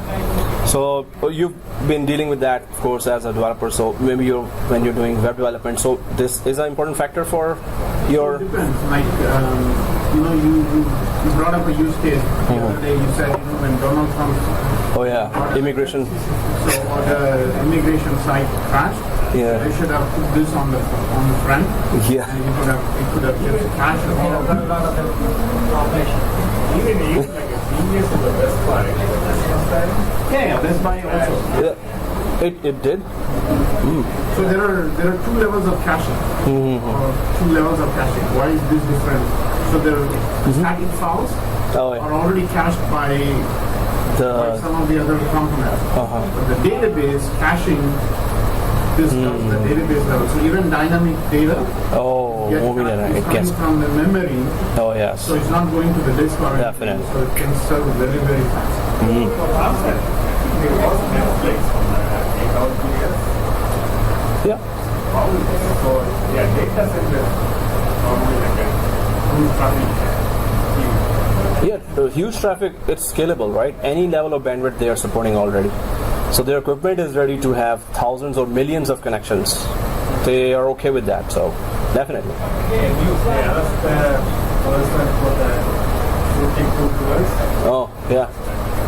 Oh, okay. That's good news. So I was thinking that you're still, maybe they use AWS to do that. Yeah. So, okay, but that's the news. Okay. That's where we're coming. Okay, that's right. Okay, guys. So here we get the idea about Elastic Cache as well. Amazon CloudWatch, a typical monitoring service, very good monitoring service, and that's a big, area to cover. 1,300 services to cover for monitoring. So CloudWatch, and then there are other monitoring. But this is very extensive monitoring service that we're going to go through. We're going to create events. We're going to try to create alerts there. But it's just like any other monitoring service that it should be proactive. Whenever machine is having some status changes, it should just alert you in your email and your cell phone, right? Well, it's a monitoring service. We're going to go separately to that. So we get that already. By using these insights, organizations can react and as necessary to keep applications running smoothly. Yeah, performance and operational health, system-wide visibility into resource utilization. So that's what monitoring applications really do. That it's all status changes are visible. So CloudFormation gives developers and system administrators an effective way to create and manage a collection of related AWS resources, provisioning and updating them in an orderly and predictable fashion. So it's like a project management thing that we're going to be using Lambda, we're going to be using compute, we're going to be using load balancer. So these are 7 or 8 services in line that you're going to be using for one project. So load balancing for those virtual machines, of course, 10 of them, 20 of them, 200 of them. Load balancing will be load balancing, load balancer will be load balancing, maybe all of those machines or maybe 100 of those machines. So whatever the detail is that you're using all different applications together or services together of AWS, you can go for this. CloudFormation defines a JSON-based templating language that can be used to describe all the AWS resources that are necessary for a workload. So if you have 1, 2, 3, 4, 5, 6 services, then you can go to CloudFormation and just put it in one line. Okay, first this, then this, and what will this service do? Then its work is done, it will forward that work to the next service, right? There are so many of them. We're just going for very few right now. Otherwise, you can whatever the company says, hey, do they have this service or that service? You can just Google that and or AWS that. Wow, that's a new term. So templates can be submitted to AWS CloudFormation, and the service will take care of provisioning and configuring those resources in appropriate order, right? So S3 bucket is used, and then all other services being used. It's going to, you just put a template there. Yes, I'm going to be using this, and it's going to put it in order and in predictable fashion. It's going to go for implementing those resources. There are use cases that I put there. In this Nextdoor company, we use AWS CloudFormation for one-click network creation. It's a very easy tool. Nextdoor also uses the Puppet automation tool for defining and building servers in AWS, and the RightScale cloud management solution for configuring and monitoring machines in the cloud. So that's what you're also saying. You're using Terraform for that. Terraform and Ansible. Puppet, we are using Terraform. Instead of RightScale, we are using Ansible. Ansible, okay. For the same type of job there. Exactly. So that's pretty good input. Thank you for sharing that. Okay, so other companies are using. So Puppet automation is available online as well? Oh, right. Yes. It's online, connected to cloud as well? Yes. Okay, cool. So we could download that, but... Just like there is a command line interface for Amazon, there is a command line interface for Terraform, for Puppet. You just install it on... so what we did is we manually created one EC2 instance. So we deployed Terraform CLI. You don't have to do that. You can directly connect from your on-prem. Yeah. Okay. Since we are playing around, we just created it there. Okay. Deployed the Terraform CLI, and then with that CLI, you can make connection there. Yeah. It's not a JSON file, it's a YAML file. Pre-configure it, you will go ahead and create it. So it will just execute that, and virtual machine will start creating. We create like 15 servers. It'll all be done within like 2 minutes. Nice. And still evolution is going on, so still more ways are perfect. That's good. When this is in the hands of developers, then you can work wonders there. So, automation at once, you save time. Okay, so CloudTrail. So before was CloudFormation, now it's CloudTrail. Is a web service that records AWS API calls for an account and delivers log files for audit and review. So again, if you are connecting through third-party software to your AWS account, then you can use CloudTrail. The recorded information includes the identity of the API caller, the time of the API call, the source IP address of the API caller, the request parameters, and the response elements returned by the service. So again, in English, otherwise it's like flying up there. What? There's only, after seeing this, there's just one question. What? So the thing is that it's just going to be a third-party tool that can connect to your subscription, and you can just check when it connected, when it made, how long it was connected, and from what type of connection it connected there. So you can trail that. Okay, that's a lot of AWS Config is a fully managed service that provides organizations with an AWS resource inventory, configuration history, and configuration change notifications to enable security and governance. So this would be ITIL based, and how you are following ITIL based change management there.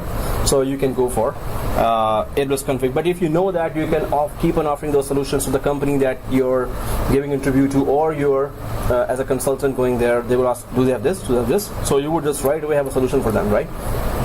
If you know that that solution exists by this name or that name, right? So that's change management here right away, where you can just handle all type of changes there. So AWS Config, organizations can discover existing AWS resources. So that's inventory part. Export an inventory of their AWS resources with all configuration details, and determine how a resource was configured at any point in time. How it was configured. Wow. So it's like when it was configured, but how. The configuration details at what time. You can export the whole thing. So that's pretty good for compliance, especially. And these capabilities enable compliance auditing. Okay, yeah, that was on the next page. Security analysis, resource change tracking, and troubleshooting. Pretty important. Hence the name config.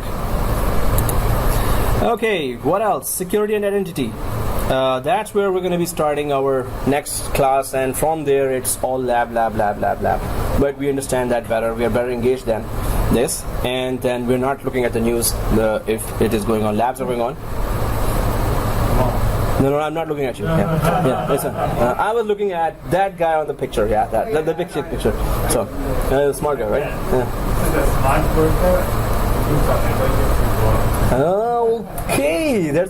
Okay, ticket you're resolving as well. So that's smart. That's good.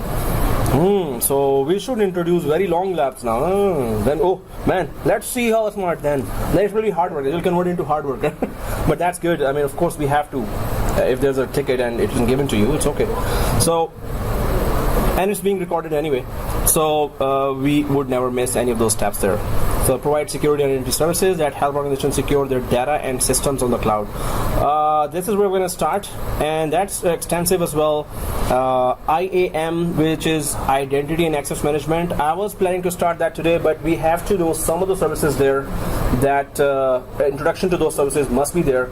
Otherwise, we just choose one service out of 1,000 services, and surrounding services we don't have clue about. Although we don't have to have a clue about every service there. So whatever you're interested in, and some of the important services and being used by the companies. So IAM enables organizations to securely control access to AWS cloud services and resources for their users. So when I'm creating multiple users there, we're going to check that how can we give permissions, how those permissions are defined, how many types of permissions are there. That's a long list. So this is just like if you have managed Active Directory there. So this is that authorization area of AWS for the whole AWS dashboard, all the services. So using IAM, organizations can create and manage AWS users and groups, and use permissions to allow and deny their access to AWS resources. So of course, with every service we are configuring, this portion will be there. Which users are accessing that service that you just purchased and configured now. So this area will be touching again and again and again. So we will start from this area, and of course the MFA, multi-factor authentication, we're going to configure. So anyone use KMS before anywhere else? Key management services for Microsoft? Okay, so it's a separate server that you deploy, and then all the keys are then managed from there as the computers request those, or operating system requests those keys. So that's the same thing. AWS Key Management Service is a managed service that makes it easy for organizations to create and control the encryption keys. We just created an encryption key for our virtual machine just now, right? For the lab. The same server, because I have used only once. When we were migrating from Windows 7 to 10, we have just used on the client side. Okay. We used the operating system keys from the Is it the same thing because I'm not On the client side, but it was not a server separately deployed for managing the keys. Okay. For the main purpose of key. Yes. Maintaining keys. Okay. Yeah. So key management here, you can just enable that feature, and then it's going to start saving your keys there, right? To create and control the encryption keys and to encrypt their data, and uses hardware security modules or HSMs to protect the security of your keys. So again, on their side, they're going to secure those keys, just like we have for BitLocker. We use there's a chip that is used for that, and that chip saves all the data there. I forgot the name of the chip. What was that? TPM, exactly. Trusted Platform Module, right? Thank you for that. So TPM, on main board, it just saves your all data there. TPM has to be configured. Oh, it was already there, but the keys are saved there. So they're saying that, hey, we're going to secure your keys in our side of hardware. So they are telling us, hey, don't worry, they're in secure hands. So AWS KMS is integrated with several other AWS cloud services to help protect data. So whichever cloud service is using encryption keys, once you enable that, we can use that. So I will try to know that if it is covered in free tier or it's not charging us. So we can use that, right? But we should use that. We should try to check and play with that. So directory service, that's what we're going to use as well. One lab would be that how to deploy an Active Directory, how to use the SaaS version of that. We know how to deploy an Active Directory in our virtual machine. That's easy. But how do you use the SaaS-based Active Directory, which is already available by AWS? How do we connect to that? How do we join a machine, virtual machine, easy to instance to our SaaS-based Active Directory, right? So that will be, and then you will see that there are other directory services there as well that you can use, which are not Microsoft Active Directory. So AWS Directory Service allows organizations to set up and run Microsoft Active Directory on the AWS cloud or connect their AWS resources with an existing on-premises Microsoft Active Directory. So you have in your local data center an Active Directory, and you have your SaaS-based Active Directory. So you can communicate the two. You can synchronize the two, your local as well as your SaaS-based Active Directory together. And then suppose your users are 10,000 users are there in your company Active Directory locally, you can synchronize them in the cloud. So those 10,000 users will show up there in the cloud, right? In Azure, we're going to do that stunt. It's not a stunt. It's just easily doable. But you will see all your users with their passwords synchronized to the cloud from our local domain controller. I'll try to do that here as well in AWS. It's just that, too many labs already. So, okay guys, here, but that's AWS Directory Service offers other directory services as well. It's not just Microsoft Active Directory. There are other directory services. Directory services will just give you authentication, authorization, and management of users, groups, and security about that. So, but there are other directory services other than Microsoft one. But since Microsoft has a big share in the market, so they must have that already. And Azure is already in competition. Azure offers better directory services there. Okay. Organization can use it to manage users and groups, provide single sign-on to applications and services, create and apply group policies as well. Domain join Amazon EC2 instances and simplify the deployment and management of cloud-based Linux and Microsoft Windows workloads. So that's a lot of stuff that directory services do. We're going to try to check that how to basically configure that and join EC2 instance to a SaaS-based Microsoft Active Directory domain. It's easy and it's amazingly automatic. Once you start the machine, if it's in the same availability zone, it just detects that Active Directory and joins it. And we're like configuring and checking, hey, did it join automatically? Are you kidding me? It's pretty good. Okay, so certificate manager. Of course, we need those certificates there. So AWS Certificate Manager is a service that lets organizations easily provision, manage, and deploy secure sockets layer, transport layer security, TLS certificates for use with the AWS cloud services. You don't have to go to GoDaddy, DigiCerts, or VeriSign for that. AWS, all solutions are there. They are just, one day they will start making lunch for you as well, and they're going to deliver you lunch. Like Amazon is doing that food market, right? They purchased it already. What's the difference between this one and KMS or K? So KMS is for the keys itself, license keys, as well as License keys also, sorry. so, and this is For search. to authentication, encryption, certs are offering that, right? So it removes the time-consuming manual process of purchasing, uploading, and renewing SSL TLS certificates. So TLS you use for as well Exchange servers, where you have moving data there. So you can get those certificates from Certificate Manager. So pretty important features there, services that we should know that everything is already there in Amazon, right? For a typical company to go for solutions outside, they are already there. Why don't you check first here, right? So with AWS Certificate Manager, organizations can quickly request a certificate, deploy it on AWS resources such as Elastic Load Balancing or Amazon CloudFront distributions, and let AWS Certificate Manager handle certificate renewals as well. Okay, so that's what it's gonna do. That's what certificate managers do, CAs do, right? Okay, Web Application Firewall, WAF. So that's separate from what we already have. ACLs on the subnet level, security groups on the virtual machine level, and firewall on the operating system level. Then there is WAF as well. That's an application firewall. So it helps protect web applications from common attacks and exploits that could affect application availability, compromise security, or consume excessive resources. So typical attacks, DDoS attacks, right? Denial of service. So AWS WAF gives organizations control over which traffic to allow or block to their web applications by defining customizable web security rules. So pretty interesting. It's a separate service that you need to purchase to make it available to protect your application or to protect you from application level attacks there. So it's a separate service that you have to purchase there. Otherwise, ACLs, when you create VCP, it's inside your subscription. You can create that. And for the virtual machine, already the security is there. So for applications separately, you have to deploy that. So it's good to know that. And there you go. 2 o'clock. Bye-bye. Oh, okay. Any questions till now? I have one question. Yeah. So I created the Linux.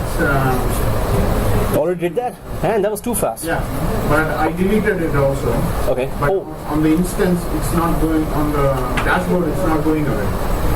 oh, there. It's gonna take time. Did you log into that? Yeah, I connected to Pudi. Did you log into the root and did you give the password for that?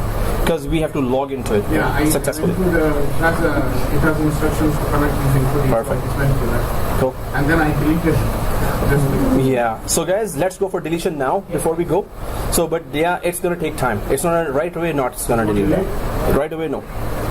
So guys, let's delete that, and I'm just gonna go quickly there. What we did was just create a one virtual machine there up in the cloud. So I'm just gonna go to the EC2 dashboard.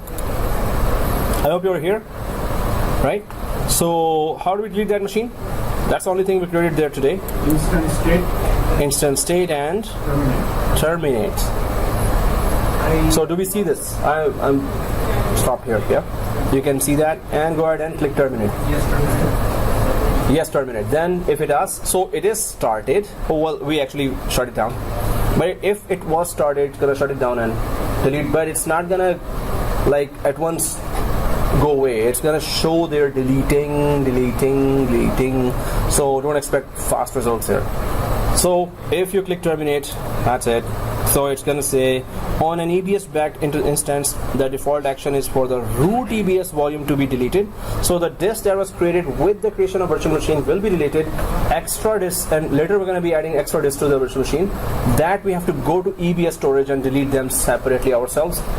Unless you, when you were creating that disk, at that time you say that when the machine gets deleted, that second, third, fourth disk should also get deleted. If you manually specify that, then they will be also deleted with one terminate button. Otherwise, manually, then you have to go there to the storage area and delete the extra disks from that area, right? So yes, terminate here. So in next class, of course, we're going to go down to the lab 1, 2, 3, 4, 5, 6, and that's going to be majority of labs. Generate is also no use. Sorry? Need a prepare each. Yeah, so that we can reuse now with next virtual machine creation. We can use the existing key pair. We can always create new key pair. Okay. So if you know the place where you're, that's all you need to know. Okay guys, so any questions till now, let me know. Otherwise, see you next week. Now it's gonna be all action, but we had to go through theory, and without that we cannot understand, right? Although there will be theory for next one as well. And so make sure that you do receive my communication. Otherwise, text me. You have my number as well. You can just WhatsApp me. Yeah, sure. It's so guys, take my number if there are any questions, you didn't get that email, or you cannot access the video, you can WhatsApp me. So 647-554. How do you know that? No, that's what you'll be doing. I'll be changing my number. When you get the job and we have any issues, you'll be calling me. Oh, then we are sharing the salary as well, right? So,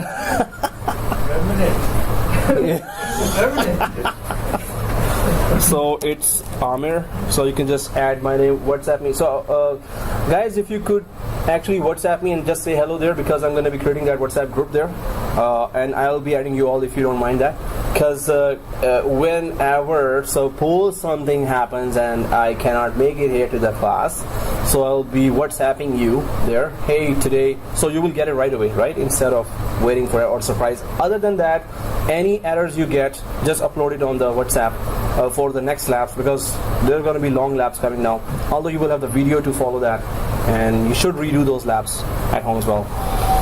Okay, so this is the number. WhatsApp me, please say, just send hello to me so I could add you there, and please in the hello just put that you're in the AWS class, right, your name and AWS class, so I could just add you right away there.